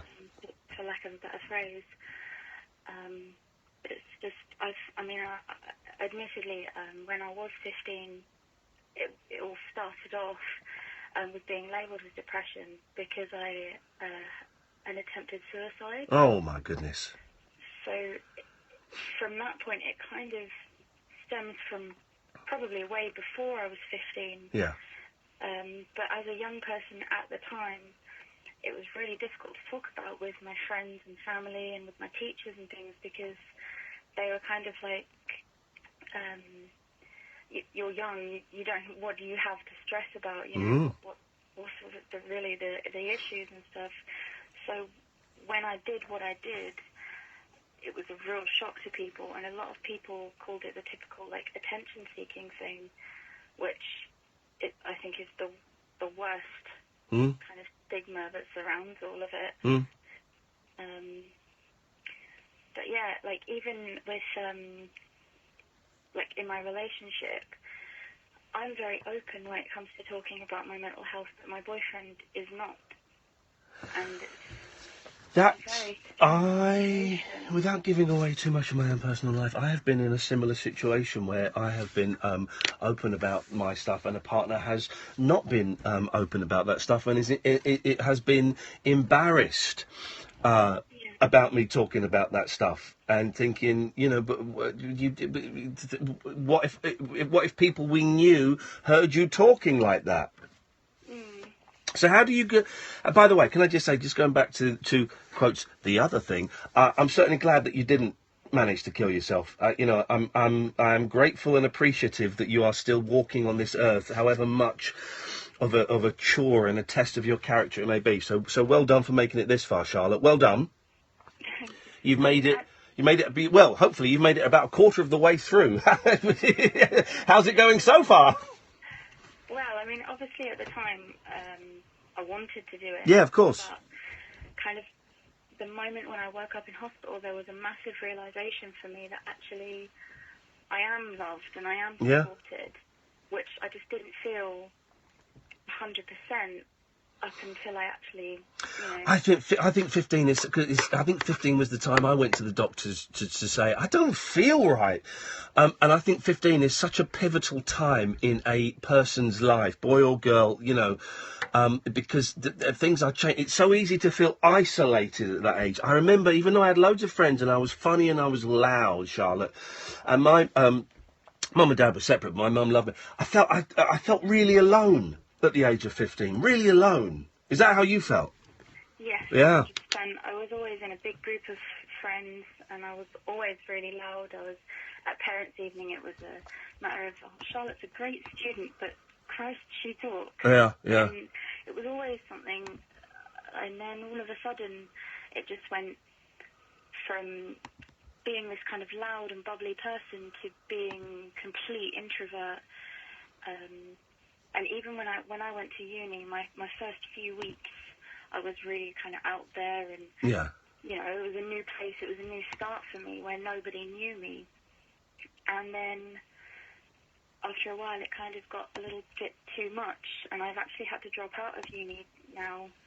Oh, sorry to hear that, man. Because it's just, for me, not doable. Like the stressing about things and the anxiety that comes with everything to do with uni, for me, I couldn't cope with it. So from that point, just the tiny things that can happen with you in your life, which can just trigger something instantly. It's incredible, some of the things you can think about. So how are you doing today? Like this right second now, 10 minutes to midnight on what? I don't even know what day we are. Wednesday night. How are you doing? Not so great. I have a very kind of important day tomorrow, which the anxiety for that is building up and up and up, and I've been stressing about it all day.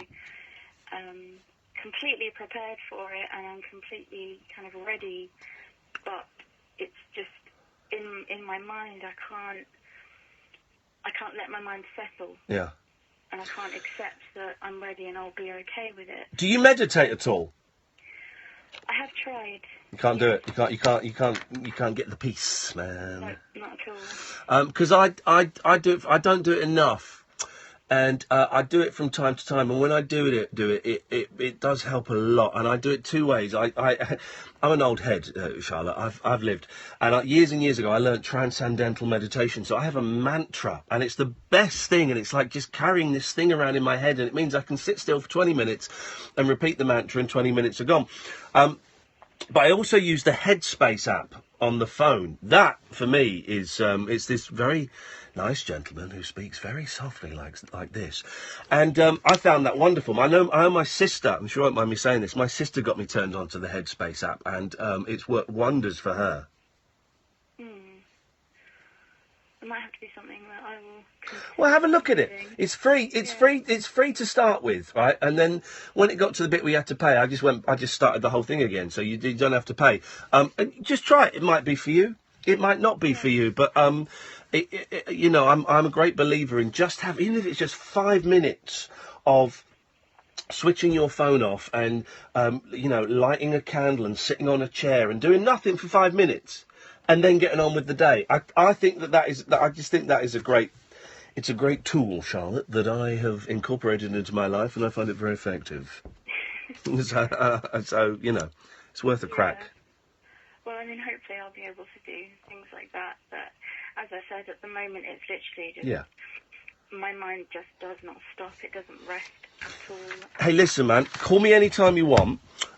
You made it this far. I'm so glad you didn't die 5 years ago, genuinely, because we wouldn't be having this conversation, and we'd have had 10 minutes of me just rambling to myself, which would have been very, very weird.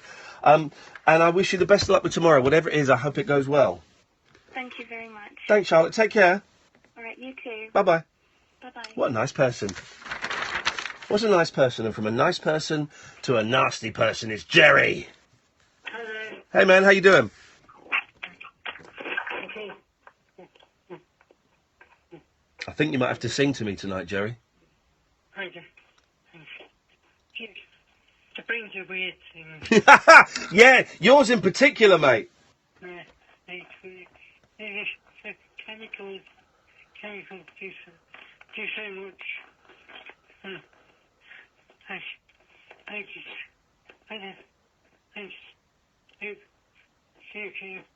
Like you say, when I got 3 good friends, and these 3 really solid friends with her. So this person, loads of friends, and so when you get ill, but you were saying, your friends disappear and you got nothing to give to them. When you got ill with Parkinson's, all your friends disappeared. Yeah, same with my mum with her MS. They all buggered off. Yeah, but there's nothing to give them. They give. And goes, they just go, sorry, come in, enter. Enter! Here's one. Hang it. Thank you. Thank you very much. It's shocking. I had a couple of pieces of stickers, so I just got you a couple of okay, thank you. Jerry's getting a late night delivery. Thank you. Thank you.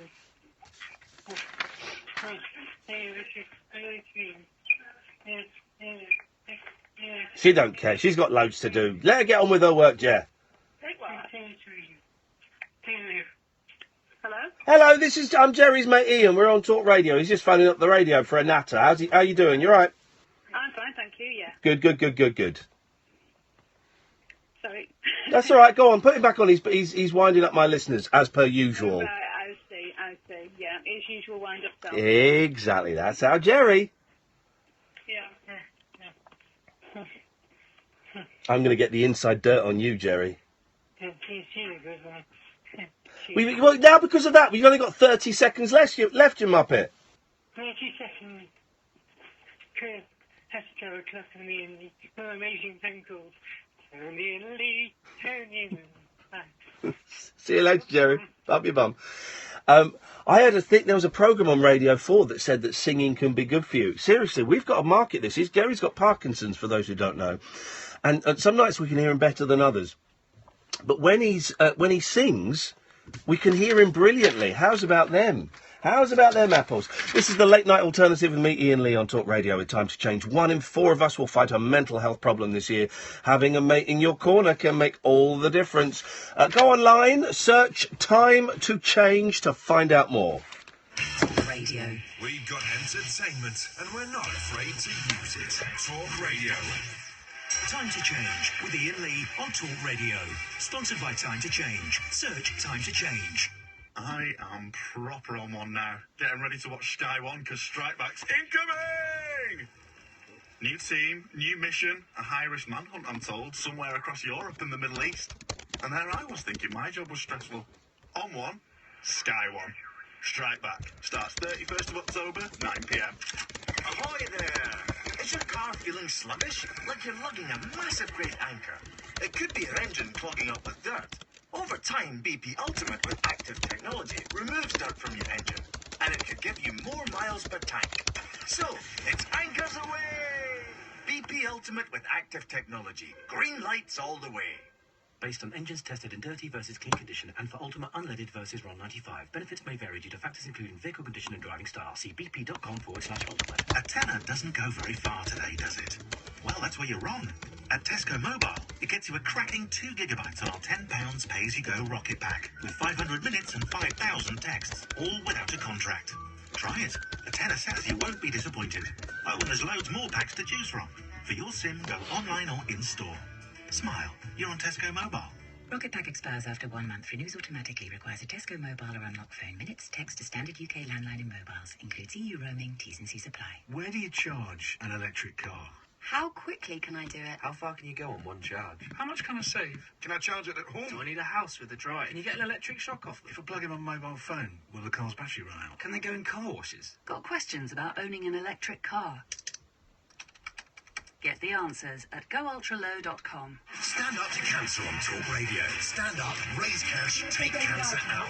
Yeah. Collaboration kills cancer. Well, let's just do the show. Fuck it. Come in for the last hour. And I'm turning up the heat on cancer with a big and ballsy bake. Why not get involved? From chili con cookies to cake au vin. Get creative in the kitchen and embrace the fundraising power of self-raising flour to help make serious dough for game-changing cancer treatments. Go ahead, punk. Make my day. 100% of the money raised goes straight to those badass science boffins who save lives. Stand up to cancer on Talk Radio. Rebels, you now have a cause. Search Stand Up to Cancer to sign up. Across the UK, online and on DAB. Talk Radio. For those about to talk, we salute you. Talk Radio. 03444991000 is the phone number. You can still call in about our time to change stuff, or you can call in about nonsense. After midnight, remind me, Samantha Fox and 7-Up. From the Sky News Centre at midnight, Theresa May has lost a symbolic vote in the Commons on welfare reforms. 299 MPs backed a Labour call for a pause in the controversial rollout of universal credit. It's after reports of hardship caused by long delays to some payments. Almost all Conservative members abstained after being told to by the party. Speaker John Bercow was unimpressed that the government didn't respond after the vote. This institution is bigger than any one party. And frankly, it is bigger than any one government. The Football Association has apologised after a report found players Eni Aluko and Drew Spence received discriminatory comments from former England women's manager Mark Sampson. An investigation concluded he made ill-judged remarks but wasn't racist. The mother of a US serviceman killed in action claims Donald Trump has disrespected her, her partner and her son. It follows allegations the US president told Sergeant LaDavid Johnson's widow he knew what he said, which Mr. Trump has denied. 2 US airport security officers have been sacked for their part in the forcible removal of a passenger from a United Airlines plane that left him bleeding. Footage of his removal in April was shared online. On to sport. It's been a mixed night for the British teams in Champions League action. Manchester United have made it 3 wins out of 3 in getting a 1-0 victory away to Benfica. Chelsea finished 3-3 at home to Roma, and Celtic went down 3-0 at Bayern Munich. And Ed Sheeran has won Best Act in the World today at tonight's Q Awards. Stormzy got Best Solo Act. Grime star Wiley picked up Innovation in Sound. He's excited to see what's in store for Stormzy. He works very hard. He's a nice boy. He's got a good heart, and his intentions are very pure. So he didn't come in there like he come in there with a, you know what I'm trying to say? I definitely want to see him. I want to see him do stuff. Liam Gallagher picked up 2 awards. That's the latest. I'm Simon English. The Late Night Alternative with Iain Lee on Talk Radio. We have ways of making you talk. It's wailing in the background. That's Susie Cincinnati. It's the beat. I love that song. I don't think that song has ever been played on the radio. It's a B-side, Beach Boys. I'm going to say 1975. I think it's on the 15 Big Ones album. That's a weird 2012 mix. The original mix, I don't know, a little bit muddier, but I like it. But there you go. 03444991000. This is the Late Night Alternative with Iain Lee on Talk Radio. And of course, with Time to Change. 0344 4991000. Skype is open and Skype is booted up. You can Skype me up, guys. Late Night Alternative. And just for the sheer thrill of it, I've opened my DMs. And I just thought I'd open them as a punt. A punt. And nearly everybody is being absolutely delightful. And then David Turner's has sent me one. You're a capital bellend. Oh. So that's fine. So I just did. So here's the thing. That was it. So one of the things I learnt from someone asked me my favourite cheese. It's Gouda. But then here we go. This was a message I got. I didn't get my Sam Fox CD box set that I won. Oh, I sent it. Oh. I sent it. He says could be for 2 reasons. 1, it's still in your car. That's not true. 2, the nuns across the road may have it. Well, I sent it. Well, hounds of Tsar. Tsar. How do you say CZAR? It says TZAR is Tsar. Kzar. Kzar. Kzar. Kzar. Kzar. Kzar. Kzar. So you've sent it? Yeah. Oh, it's still an Ofcom. That is an actual Ofcom complaint. If you want to make it, we couldn't fight that one. Or one prize didn't receive prize. That gets us taken off air. But then they'll say, what was it? And you'll say, it's a Sam Fox box set. And they went, well. You want Sam Fox's box? Because I wrote a funny note to put in it as well. You want Sam Fox's boxes? Yeah. What the hell is it? What are you doing with Sam Fox's boxes? We're due. We were watching... I can't listen when there's a pre-recorded interview. I can't do it. I hate my voice. So I went and watched telly. Absolutely nothing on at this time. A horrible programme about Mick Philpott, that bloke that murdered his kids. 30 seconds of that, I was off. Heartbreaking thing about people needing a council house, different people trying to get council accommodation. But it did remind me, we must be due a 7-Up soon, mustn't we? Oh, I like those. We must. I've got the box set. Oh, what, do you want to borrow it? Mate, it's brilliant. Yes and no, but that does upset me. That. Oh, no, it's brilliant. I've got the box set, and then since the box set came out, there was another one. Now, the other one happened when I lived in London. It was the Millennium, wasn't it? When they all... Mate, right, it happens every 7 years. So if there was one in the... I mean, there was another series of, like, kids... Oh, who cares? I don't care. It's like the New Monkeys. You know, in the 80s, they made a Monkeys spin-off called The New Monkeys. No. Yeah. And it was for crazy guys. And it lasted about 6 episodes because it sucked. In the 80s, there was loads of new things. There was the New Monsters, but I think the Monsters were in it, but the New Monkeys and people. Anyway, I don't care about new 7-Up. I reckon there's got to be a 7-Up next year. And what's great, I mean, it's the best documentary series ever made. The box set is a joy. And do you know what, actually, it's been a while, I might dig out the box set and have that. Because it's all the series building up, except for excludes the last one. But for those who don't know it, it starts with these kids, I'm going to say 1960. They're all 7 years old, and it's that thing, isn't it? If you show me a child at the age of 7, I'll show you the man. And it films them every 7 years. It catches up with them every 7 years. And what's interesting is some people drop out of it. The guy that goes to work in TV drops out. And some...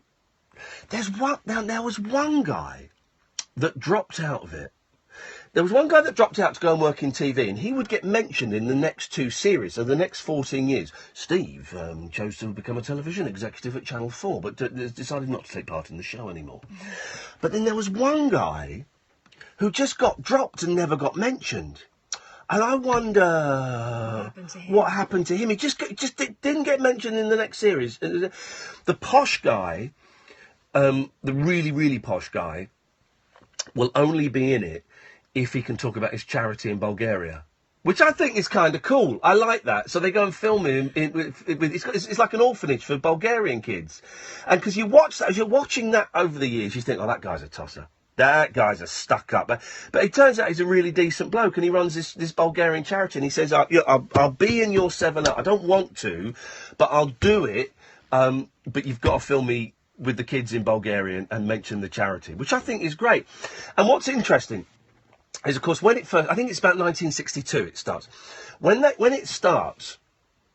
Might be 67, actually. Anyway, when it starts, it's a novelty.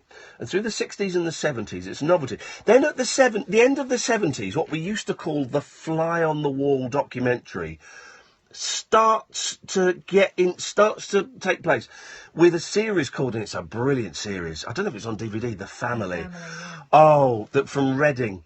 Oh, and the bloke had big sideburns.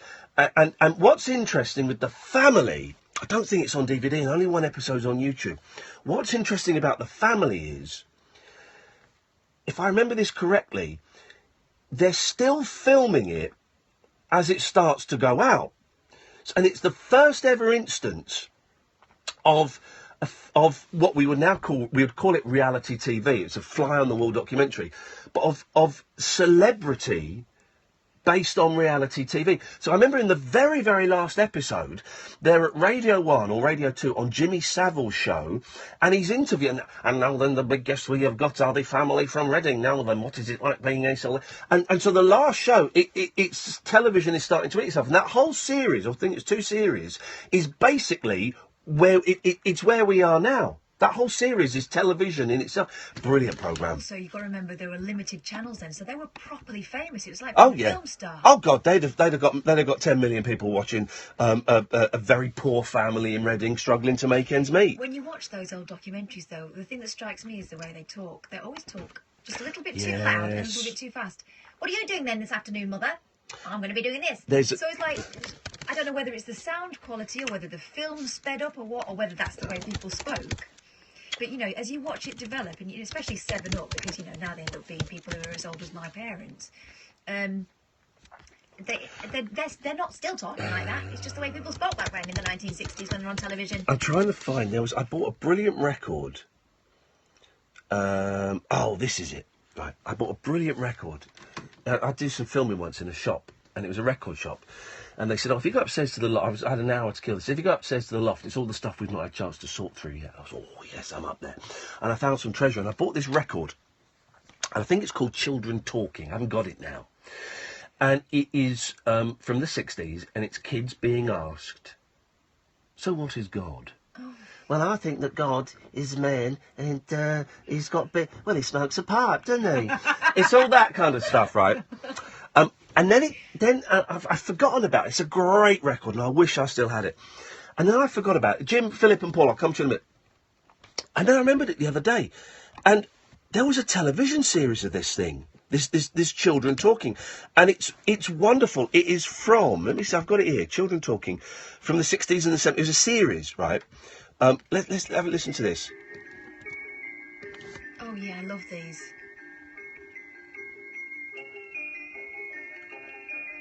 If you, I don't know how many episodes are on YouTube. You go and look on Children Talking, BBC documentary. It's worth it for the accents and Yeah. for the knitwear. Here we go. Here we go. Children Talking was originally a radio series devised and presented by the pioneering BBC journalist and documentary filmmaker Harold Williamson. In '67, Children Talking transferred to television and ran until '71. The following is a compilation from those programmes. The secret of Williamson's rapport with his young subjects was, he said, very simple. I didn't talk to the children. I listened to them. There we go. Listen to this. This is going to be gold. Religion. Here we go. Is there a heaven? Yes, I think so. And I think it must be just the right climate with same colour. Would be very nice there. And I don't think that people are solid.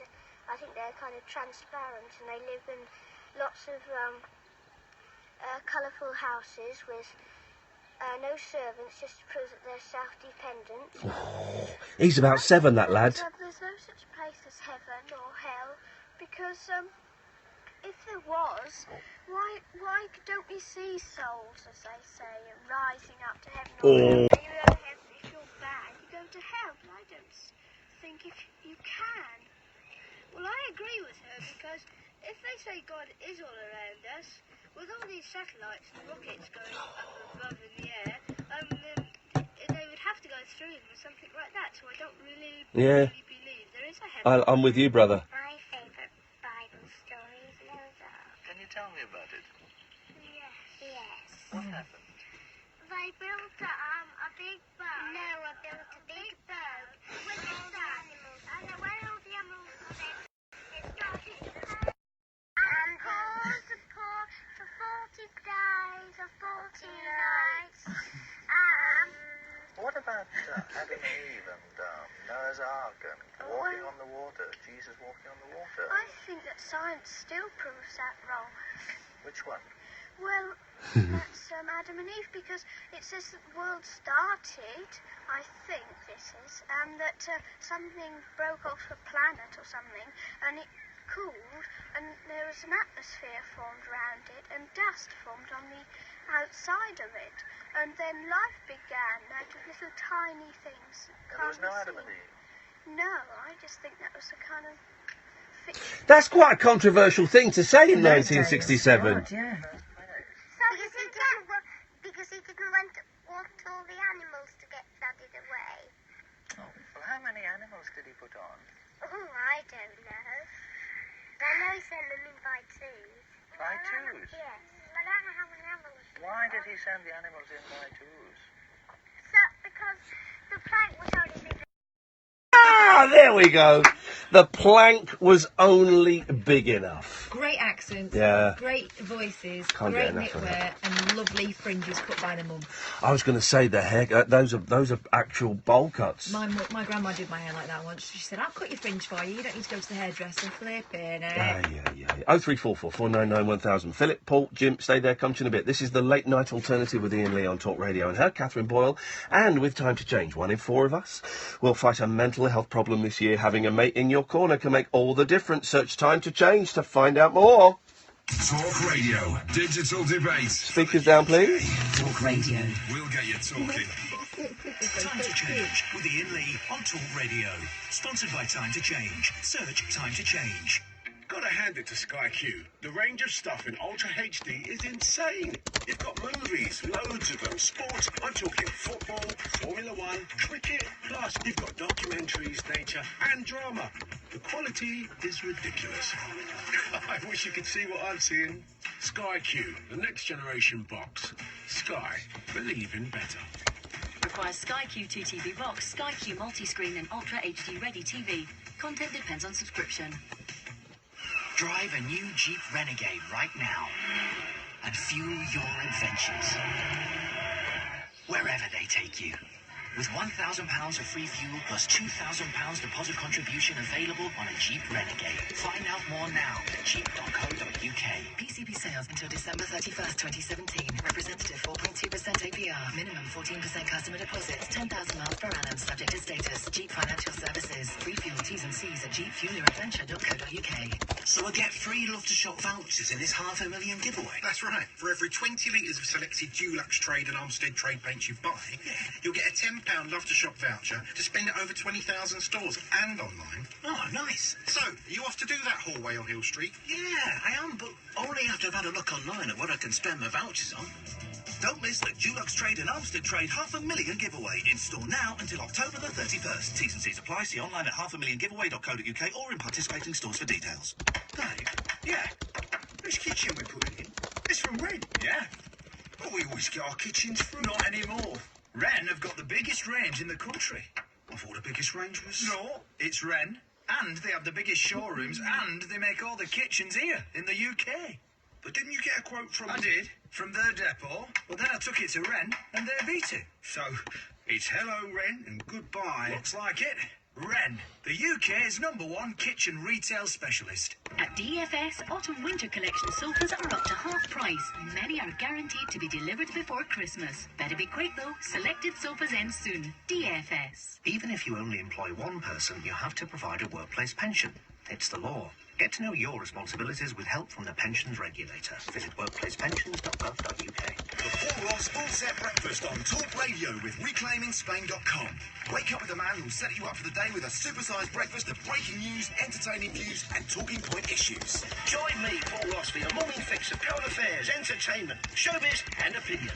The Paul Ross Full Set Breakfast. Weekday mornings from 6 on Talk Radio with ReclaimingSpain.com. If you're one of the thousands of UK residents who invested in Spanish property that was never built, we may be able to help you get your money back. Visit ReclaimingSpain.com to find out more. The radio show that knows truth is always stranger than fiction. Week Monday, I get shoes. The Late Night Alternative with Iain Lee. Because they're too real to be part of my imagination. On Talk Radio.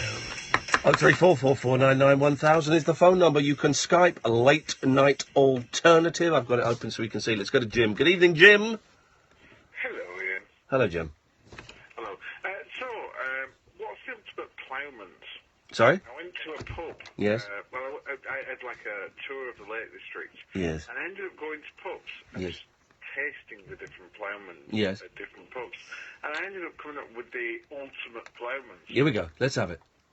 So, for me, it was a slice of pork pie, like a elongated slice of it, not like a small. I'm quite late to pork. I had my first pork pie 3 years ago, given to me by the disc jockey Mike Reed, and now I love a pork pie. Yeah, well, incredible. Yes. 3 pickled onions. I don't love the pickled onion so much, but you could have mine. Well, then a spoonful of pickle. It's a bit tight, isn't it? A spoonful of pickle helps some medicine go down. Sliced ham. Yes. Cheese of 3 different varieties. Yes. And some kind of like baked bread that's not a slice of loaf. That's some kind of like cob or all the different words. Jim, can I stop you for a second and ask you one question? Yes. Why are you describing Ploughman's lunches to us? I don't know. This wasn't the plan. Thanks very much for calling, Jim. Sometimes a ploughman pops up and you can't help yourself. The Ploughman's is just an unmade sandwich. That's all it is. It's a sandwich ingredient. It's a deconstructed sandwich. Philip! Hello. Hello, Philip. Hello, Ian. Hello, Philip. I'm just phoning up because I heard you talking about depression earlier. Oh, yeah. And I did a quick Google, and it says on Google that in 2006, 31 million antidepressants were handed out. There we go. Yes. Did it? In 2016, 65 million antidepressants were Yes. handed out, which makes me think that not enough has been done. I mean, it looks like more has been done. When you hand out their antidepressants, it looks as if more's been done by doctors. Yes. Right? That's how most people would see it. But from our point of view, that's a sign that they're just writing people off. Well, I do wonder. I am, and listen, antidepressants have literally saved my life. I do wonder, because the poor old GPs, it was right when we spoke to that young lady, Charlotte, earlier on, I asked if she was seeing a psychiatrist, because I do, and I'm lucky enough that I can afford it, but because with a psychiatrist you get half an hour, right, or an hour. With a GP, you've got 10 minutes. You've got 10 minutes at the most. And for anyone, however good they are, to be able to identify the problem and prescribe the right drug in that 10 minutes, I do wonder. I do come down on the side that perhaps antidepressants are perhaps given out a little bit easier than they should be. That there are not enough, how we would say, if you were buying a car, background checks being done. And that's not a criticism of GPs, because they're under an incredible amount of pressure, and they've got to see you're in, you're out, you're in, you're out. But I don't think I know that one of here's an interesting thing, Philip. One of the potential side effects of antidepressants is suicidal feelings. And there's a big I can't remember what drug it is, and I don't want to say it to panic people, but there is a drug that is a very popular antidepressant, but it also has quite a spike on the number of people that kill themselves a month into taking it. Mm-hmm.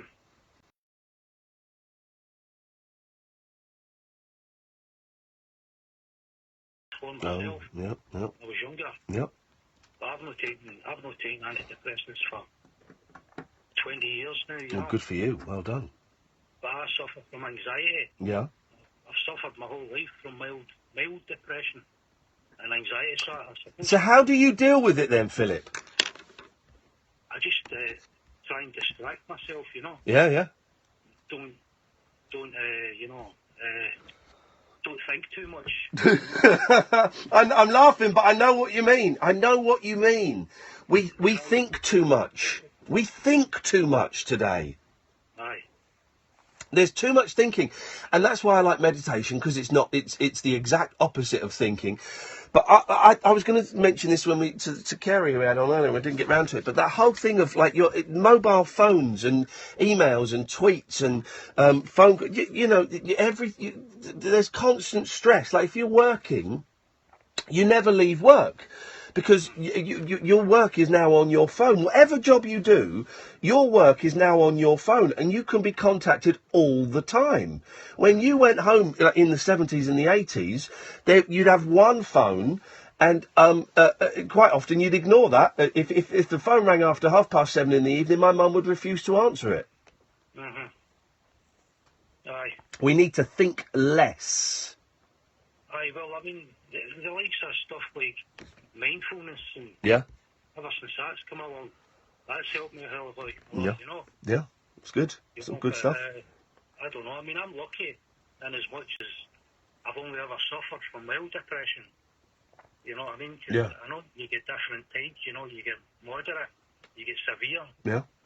You know, so I just wanted to phone up and let you It sounds know. like you're describing the terrorist warning scheme that we have as well. Moderate, severe, and we're all going to go to hell in a handcuff. Philip, thank you for that, mate. I appreciate that. Right. Cheers. Ta-ta. It sounds silly, doesn't it? We've got to think less, but I totally buy that. I totally buy that. We've got to think less. Let's go to Mark. Good evening, Mark. Hello. Hello, Mark. Hello. Walking. Get out of here. What is this? Can't do a lock-in tonight, guys, because we've got to be up early tomorrow. So we've got to be back in this building at about 1 o'clock to get the train. By the way, Kath's over there if you want to... Kath. There we go. Whose hand is that? That was my hand. It's your own Where's hand. the lens? There. No, not a lock-in tonight. Not a lock-in tonight. We can't, guys. What we do? What are you doing Saturday? Me? Yeah. Don't know why. If we win tomorrow, we do an all-nighter Friday.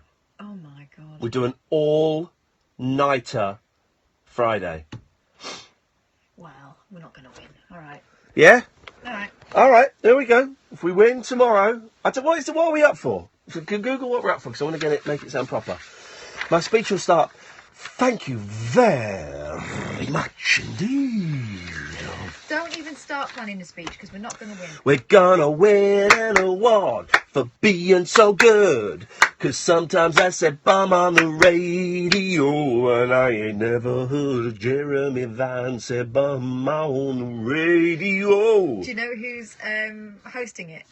Yes, I do. It's Scott Mills, and if we win, he'll be winning an award in 2 weeks' time. Okay, best speech presenter, non-breakfast. Best speech presenter. Tell me, who are we up against? Kathy Fitzgerald, brackets, White Stiletto Productions, BBC Radio 4, World Service. She's proper. Jeez, hang on. Whoa.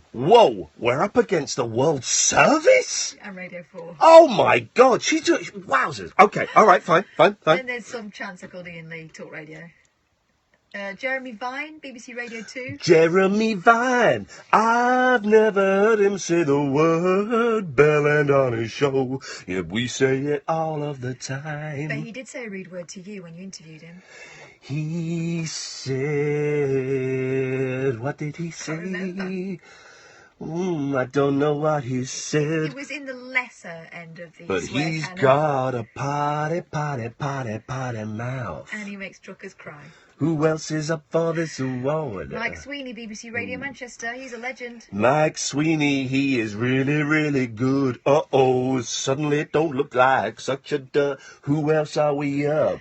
Radio City's Pete Price, again, another legend. Everybody loves Pete Price. Here's the thing, I've never heard Pete Price, but I know I'd like him. Yeah. Because I've read loads about Pete Price. I think he's on, is he on now? What station is he on? Radio City. Radio City in Manchester. Liverpool, of course it is, sorry. Yeah, I've never heard him, but I've read so much about him, that I know I'd like him. I think he's one of those people that's got a good rapport. And I used, Here we go. what I Oh. learned from Sam Cooke. When Oh, no, hang on. Whoa! Stop! Psychedelic, man. That was me talking to Herb Albert. Radio City will stop playing after this advertisement for jeans. Top smart jeans and all. Okay, well, it looks like we are not going to be having a lock-in all-nighter on Friday night. Well, and then there's also, last but not least, Tom Service, BBC Radio 3. We're going to destroy Radio 3! We are going to service! Coldplay Adventure of a Lifetime. This is Pete Price. Doesn't sound like I imagined he would. Stay staying up so late? You What getting do you ready mean for staying work, up so or late? maybe you've just got a little bit of insomnia. That was me this morning. Literally woke up at like... We're listening to you. Never Hang got back on. to sleep. So Hang on. You can't have insomnia in the morning. Hang on a minute. You can have insomnia any time of the Called day. waking up. No, hang on a minute. If you can't sleep, if you've got insomnia, you've got it. Well, at lunchtime, I'm always insomniac. You're always a dick at lunchtime. Oh! Okay. That kind of bounce is going to stop us from winning prizes. Yeah, I don't know. Let's go to a break. Just when you thought it was safe to turn radio, All-nighter. the big beast of broadcasting is back. Talk Radio has harpooned the whale. A great, big, stinking, smelly one. The voice of reason returns to Talk Radio. Hello, I'm James Whale. The legendary James Whale is back. Great Whale Tales from the blowhole of balloon. The James Whale Show, tonight from 7. 100% whale, 0% blubber. On Talk Radio, we'll get you talking. Kick off your slippers. Don't go to bed. The party's just starting. You can sleep when you're bored. The Late Night Alternative with Iain Lee on Talk Radio. Well, here we go. This is Larry Carrasco, the great Larry Carrasco, father of Dan the DJ. I wish I had a good surname like Carrasco. I remember watching 7 Up when I was 11. Fast forward 40 years, and that lovely little boy Bruce, who wanted to be a missionary, ended up teaching my kids maths in St Albans. Wowzers. I love it. I'd get him to sign my copy of the 7 Up box set. I love that box set. It's such a great DVD. We should chase them all down. We should chase them all. They'll be doing the pro. I bet next year. I bet next year is the year. This is the Late Night Alternative with Iain Lee on Talk Radio with Time to Change. 1 in 4 of us will fight a mental health problem this year. Having a mate in your corner can make all the difference. Go online, search Time to Change to find out more. Hello, Paul. Good evening, Ian. Good evening, Kath. Hiya. Good evening, Paul. I was just on my way over to Hatfields with my hammer and my drill. I was going to put a shelf up for you for all these awards you're going to cop tomorrow. Well, we're only nominated. What does the award look like? Is it a classy one, or is it one I'm going to give to my kids? My kids have got all my awards. The Sony's in my eldest, the Gillard's in my youngest. The Gillard's is quite scary because it's like a bronze bust of a man's head. Yeah. And here's what. Indulge me a bit, Paul. We ain't going to win tomorrow, but listen, indulge me a bit, right? One of my proudest moments was about 6 months ago. I was in bed having a doze, and I heard my sons had brought their friends home, and they rushed up to their bedroom to play. And I heard my eldest go, "This is an award my daddy won because he's the best at radio." I thought, here we go. That'll do me. That is better than all the certificates you can get. Yeah, exactly. Yeah. I was thinking, have you seen what's opened up today in Germany? The first sex doll brothel. Whoa! Oh, for goodness sakes, you're joking! No, tell Caddick he's got to start saving his doll money and get out there. His doll money, yeah, exactly. He's going to spend it all in Dettol wipes going over there. Here we go. Here we go. It's called Bar Doll, apparently. First sex doll only brothel opens in Germany following success of Austrian outlet as bizarre trend spreads across Europe. Germany's first sex doll only brothel featuring 11 love dolls has now opened. It's run by a woman, a real life one. The smell of burning rubber. 29-year-old Evelyn Schwartz. She's stocked her establishment with 11 5-stone silicon dolls brought from Asia. Schwartz claims she gets visitors from across Germany, including judges. Well, quelle surprise. Geez, I mean, they all have different heights, hair colours and breast sizes. One sex doll is even made to look exactly like a blue-haired Japanese anime character. It's been such a success that the dolls are booked around 12 times a day. Now, here's the thing. Costing €80 an hour. That's 70 quid an hour. Now, save up and buy one. For not much more, surely you can get a real lady. Yeah, probably, but the doll won't moan at you, I suppose. Well, Well, it will if you put the batteries in. Oh, God. Really? Bit of a sick question. Would you have to go bareback with one of them? Thank you very much indeed. We're cutting off there. We don't use that kind of language on here. It's street slang. Her draining board must be a right sight. That's not a euphemism. She actually means her draining board. You can't put those things in the dishwasher. There's the award, look there. Bizarrely, Schwartz said that the wives of many brothel visitors are reacting with tolerance to their desires and are often seen waiting outside in the car. It's a bit pony, that award, isn't it? It's a bit small. I'll give it to me, Emma. They're waiting outside in the car while their husbands are having sex with a doll. She said, and this is quite... they see it as a toy. Schwartz has only had one bad experience at the brothel so far when an overly excited customer broke Anna, the most popular one in the establishment. I'd have to sandblast it after that, flipping out. Oh gosh, no. This is not true. Guess what the name of the top... Okay. Right, so there's a brothel, I'm going to be careful how I say this, the Kontakthof brothel in the Australian capital of Vienna, Austrian, thank you, capital of Vienna, this one doll gets more customers than the real prostitutes. Guess what the doll's name is? Raggedy Ann. No. It's called Fanny. Say what you see. Look, just you go in and go, I want Fanny. Oh, yes, come this way, please. But which one? But which one? Why are we speaking in English? Oh, it's because for the joke on the talkRADIO. TalkRADIO? Yes, it is in England on the DAB. Oh, so yes. it should go, I want Fanny. Which one? No, Fanny. Yeah, which one? And so on. Repeat to... All right, here we go. There's a festival in the city of Linz, an interactive silicone sex doll named Samantha became so popular at breakdance. This is the... Oh, yeah, so the one where she got touched up, right? Do you know what the name of the festival is? Ars Electronica. What is wrong with people? What is wrong with people? I want Fanny. What? Yeah, aber which one? I want some Fanny, please. I've got. Just say Fanny. Fanny. Hey, Alan, how you doing, man? Good. Oh, well, I was just going to say that, I mean, when you win, Yes. you're going to have a long list of people to thank, surely, for getting you to where you are. I was thinking of just thanking myself, but who are you thinking of, Alan? Well, somebody who's possibly quite near you in the studio at the moment. Sam? No, won't even mention him. Sam and Ed. Oh, Ed's not getting a mention. He stabbed us in the back. I'm sure I've forgotten somebody, but I can't quite.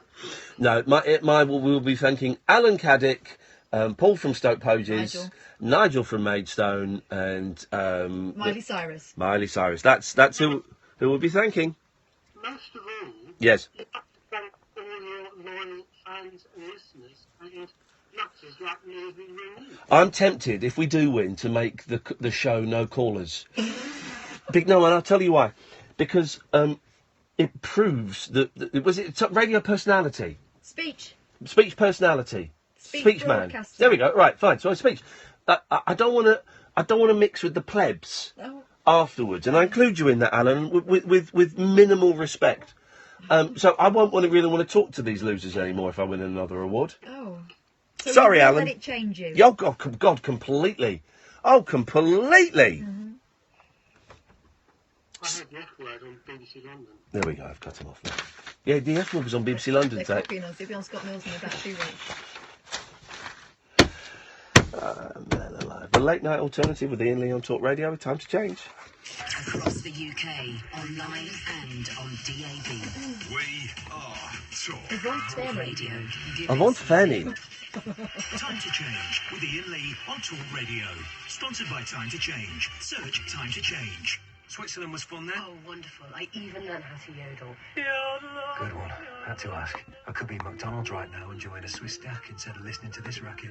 2 100% British and Irish beef burgers, beechwood smoked bacon and Emmental cheese sauce. So what do you think? Sounds delicious. Sometimes a taste is all you need. Try the Swiss stack with Emmental cheese sauce. Here until the 31st of October. One of the great tastes of the world, now at McDonald's. Available after 10:30 a.m. Subject to availability, participating restaurants only. You just want to hire a car or a van. You shouldn't need an elaborate plan. Who wants to waste their own precious time travelling for miles when you could go online? With Europcar's convenient deliver and collect, you click on the car and we do the rest. It's really that simple. We come to you, and when you're done, we pick it up too. Get a car to your door the very same day. It's a rental revolution. It's moving your way. Europcar Deliver and Collect, the ultimate car hire service. Available from just £5 each way. Find out more at europcar.co.uk. Europcar, moving your way. Winter can hit you hard if your boiler's not up to it. So make sure your home or business stays a step ahead this winter with a new boiler from British Gas for half price. You'll still get our full fixed price guarantee and our full 5-year warranty. And you'll only pay full price for the installation. Oh, and don't worry, you will get a full boiler. It's only the price we've cut in half. But hurry, this half-price offer ends 31st of October. Get yours now and be a step ahead this winter. Search British Gas New Boiler. Conditions apply. Drive a new Jeep Renegade right now and fuel your adventures wherever they take you. With £1,000 of free fuel plus £2,000 deposit contribution available on a Jeep Renegade. Find out more now at jeep.co.uk. PCP sales until December 31st, 2017. Representative 4.2% APR. Minimum 14% customer deposits. 10,000 miles per annum. Subject to status. Jeep Financial Services. Free fuel T's and C's at jeepfueleradventure.co.uk. At DFS, autumn-winter collection sofas are up to half price. Many are guaranteed to be delivered before Christmas. Better be quick though, selected sofas end soon. DFS. Stand up to cancer on Talk Radio. Stand up, raise cash, take cancer out. It's time to supercharge the fight against cancer. I'm Paul Ross and I'm getting orangified for Stand Up to Cancer. I'll be suited and booted in top-to-toe tangerine with a towie tan to boot. Every orange has appeal, and now you can go orange for an awesome fundraising appeal. Wear orange, pay up, take cancer out. Shake your satsumas and help bring in stacks of cash for game-changing cancer treatments. 100% of the money raised goes straight to those badass science boffins who save lives. Stand Up to Cancer on Talk Radio. Rebels, you now have a cause. Search Stand Up to Cancer to sign up. Across the UK, online and on DAB. Talk Radio. We have ways of making you talk. The Paul Ross Full Set Breakfast this morning from 6 on Talk Radio. Maximise your morning mojo and get turned on to the new Fearless Breakfast Show that can't keep its mouth shut. I'm Paul Ross. Join me from 6 on Talk Radio. If it's on your mind, get it on the radio. The big new station for the whole of the UK, you lucky people. Supercharged radio that demands a reaction. Plug in to Paul Ross and make your morning hum. The Paul Ross Full Set Breakfast. This morning from 6 on Talk Radio. We'll get you talking. Neon-lit night talk for torch singers, trolley dollies, and train wrecks like me. Never know just where the conversation will take you. What I'm going to say sounds ridiculous. The Late Night Alternative with Iain Lee on Talk Radio. Right, the next 7-Up is in 2019. Lynn has died. She was the one that worked in the library. And I've just ordered 56 Up, the one from 2012. 43 pence. Come on! 43p. I thought you were going to say pounds. No, I know. I looked at it, because I've got it up to 40. I've got the box set up to 49 plus. 49 Up. And then it said 56 Up, the last one. 43p. Oh, baby. Oh, yeah. I'll have that. I can do that in a weekend, that whole series in a weekend. I absolutely flipping love it. I can't find The Family anywhere on for purchasement, which is this is very disappointing because I'd be up for some of that. I wonder what there's. I think there's one episode on YouTube. They've got one episode down at the BFI in the viewing gallery. The Family. BBC 1974. Oh, it's all on YouTube. Oh, it's all on YouTube. The Family's all on YouTube. You are having a laugh. Oh no! How long's that train journey tomorrow? Oh mate, here we go. Here we go. From Reading in Berkshire, at the home of the Wilkins family, we discover what it's like to be a fly on the wall. The last episode of The Family, a working-class family, in fact, a real family that created extraordinary controversy and press curiosity. Hi. Margaret, I wonder whether, could I just have one quick word from you? You know, there was a similar experiment done in America, and it ended up in divorce and all the rest of it. Are you worried about it? No, I'm not worried about it. Everybody keeps asking me the same question. The American family that had a similar... Really go Yeah, I again. know. Put your hand up on the line. Look, This is it. There's no sleep tonight. Mum and Dad on either side of me, and then I can sort of move my mic on to talk to the others. Right. Thank you very much. Oh, well, that was a complete fabrication. She didn't come and ask for my autograph at all. My boss didn't ask if I wanted 2 days off. And that wasn't true either. Have you got no emotional stress whatsoever? No. None at all. This is the last episode of where they became celebrities. Well, before you say it happened in America, I'll tell you it changed. Right. They did it in America, of course, but it had terrible, disastrous effects. Here we go again. Yeah, I love And it. this is before Wikipedia. I'm on Wikipedia now. The Family was a 1974 BBC television series made by producer Paul Watson. It was a fly-on-the-wall documentary series seen by many as the precursor to reality television. It was similar to an American documentary which had aired the previous year in 1973. It followed the working-class Wilkins family of 6, led by Margaret and Terry. Gosh, you know all those questions about, well, in the American family, they divorced. Did they get divorced? They got divorced 4 years later, Oh, yeah? no! No! Margaret! They divorced in 1978. Through their daily lives, warts and all, and culminated in the marriage of one of their daughters, which was plagued by fans and paparazzi. The show was the basis for 2 parodies. Monty Python's Flying Circus, in their very last episode, featured a sketch called, oh gosh, The Most Awful Family in Britain, 1974. And Benny Hill did a takeoff called That Family. The family was revisited in an hour-long special in 1984 subtitled The After Years. Margaret remarried, like her ex-husband, and became Margaret Sainsbury. She died of a heart attack in Berkshire in 2008, age 73. Terry died 31st of October 2016, age 82. Gosh. Wowzers. Oh, well, that's this weekend gone. Sorry, kids. Sorry, kids, Daddy can't play. I'm watching an old documentary from when I was 1 year old. That's what's happening.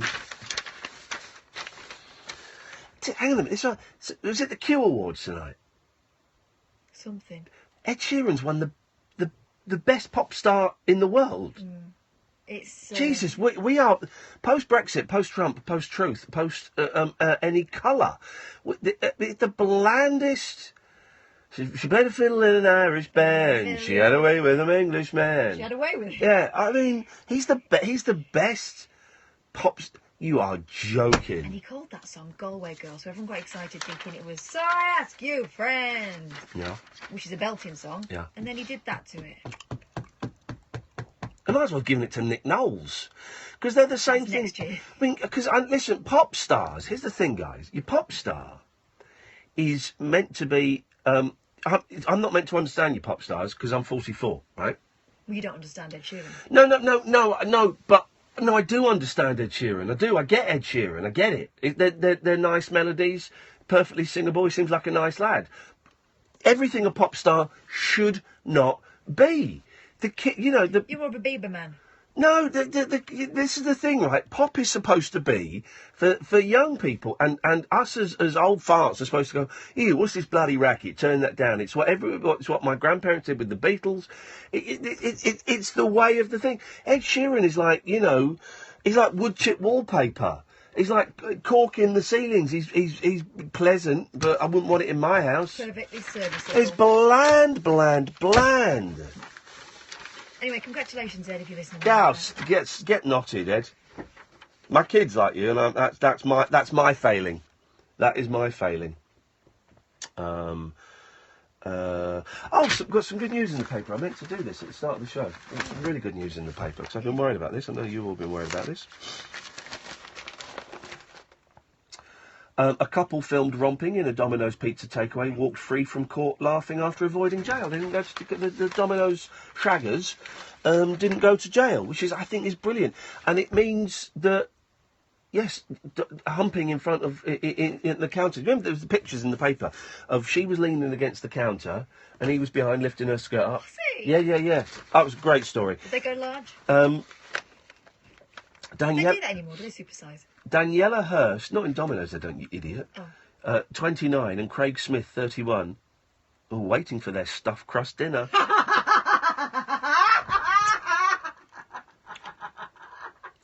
When they were caught on CCTV having sex.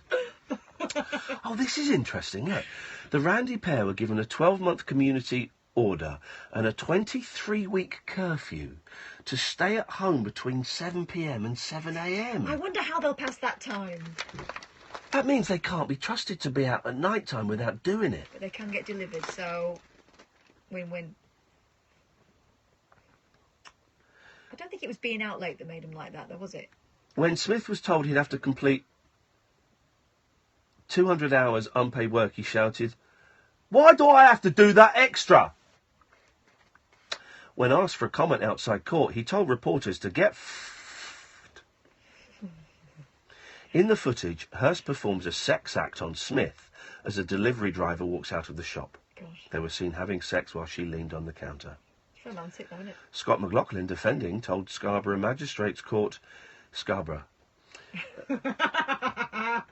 it was one drunken night We in went which for Chinese, didn't we? they got silly. There was none of that. No. Didn't realise that was what went on there. He said the footage is on the internet and it will be forevermore for their children to see. Oh, is it? Right. You know what that is? It's the 2017 version of that scene in Lady and the Tramp where they share a spaghetti. Domino's. It's Italian food that does it. Sex. There we go. Domino's sex. Here we go. It's disgusting. Let me have a look. Here we go. Randy couple caught having sex in Domino's while ordering takeaway. Here we go. All right. So I'll describe it for you guys. Actually.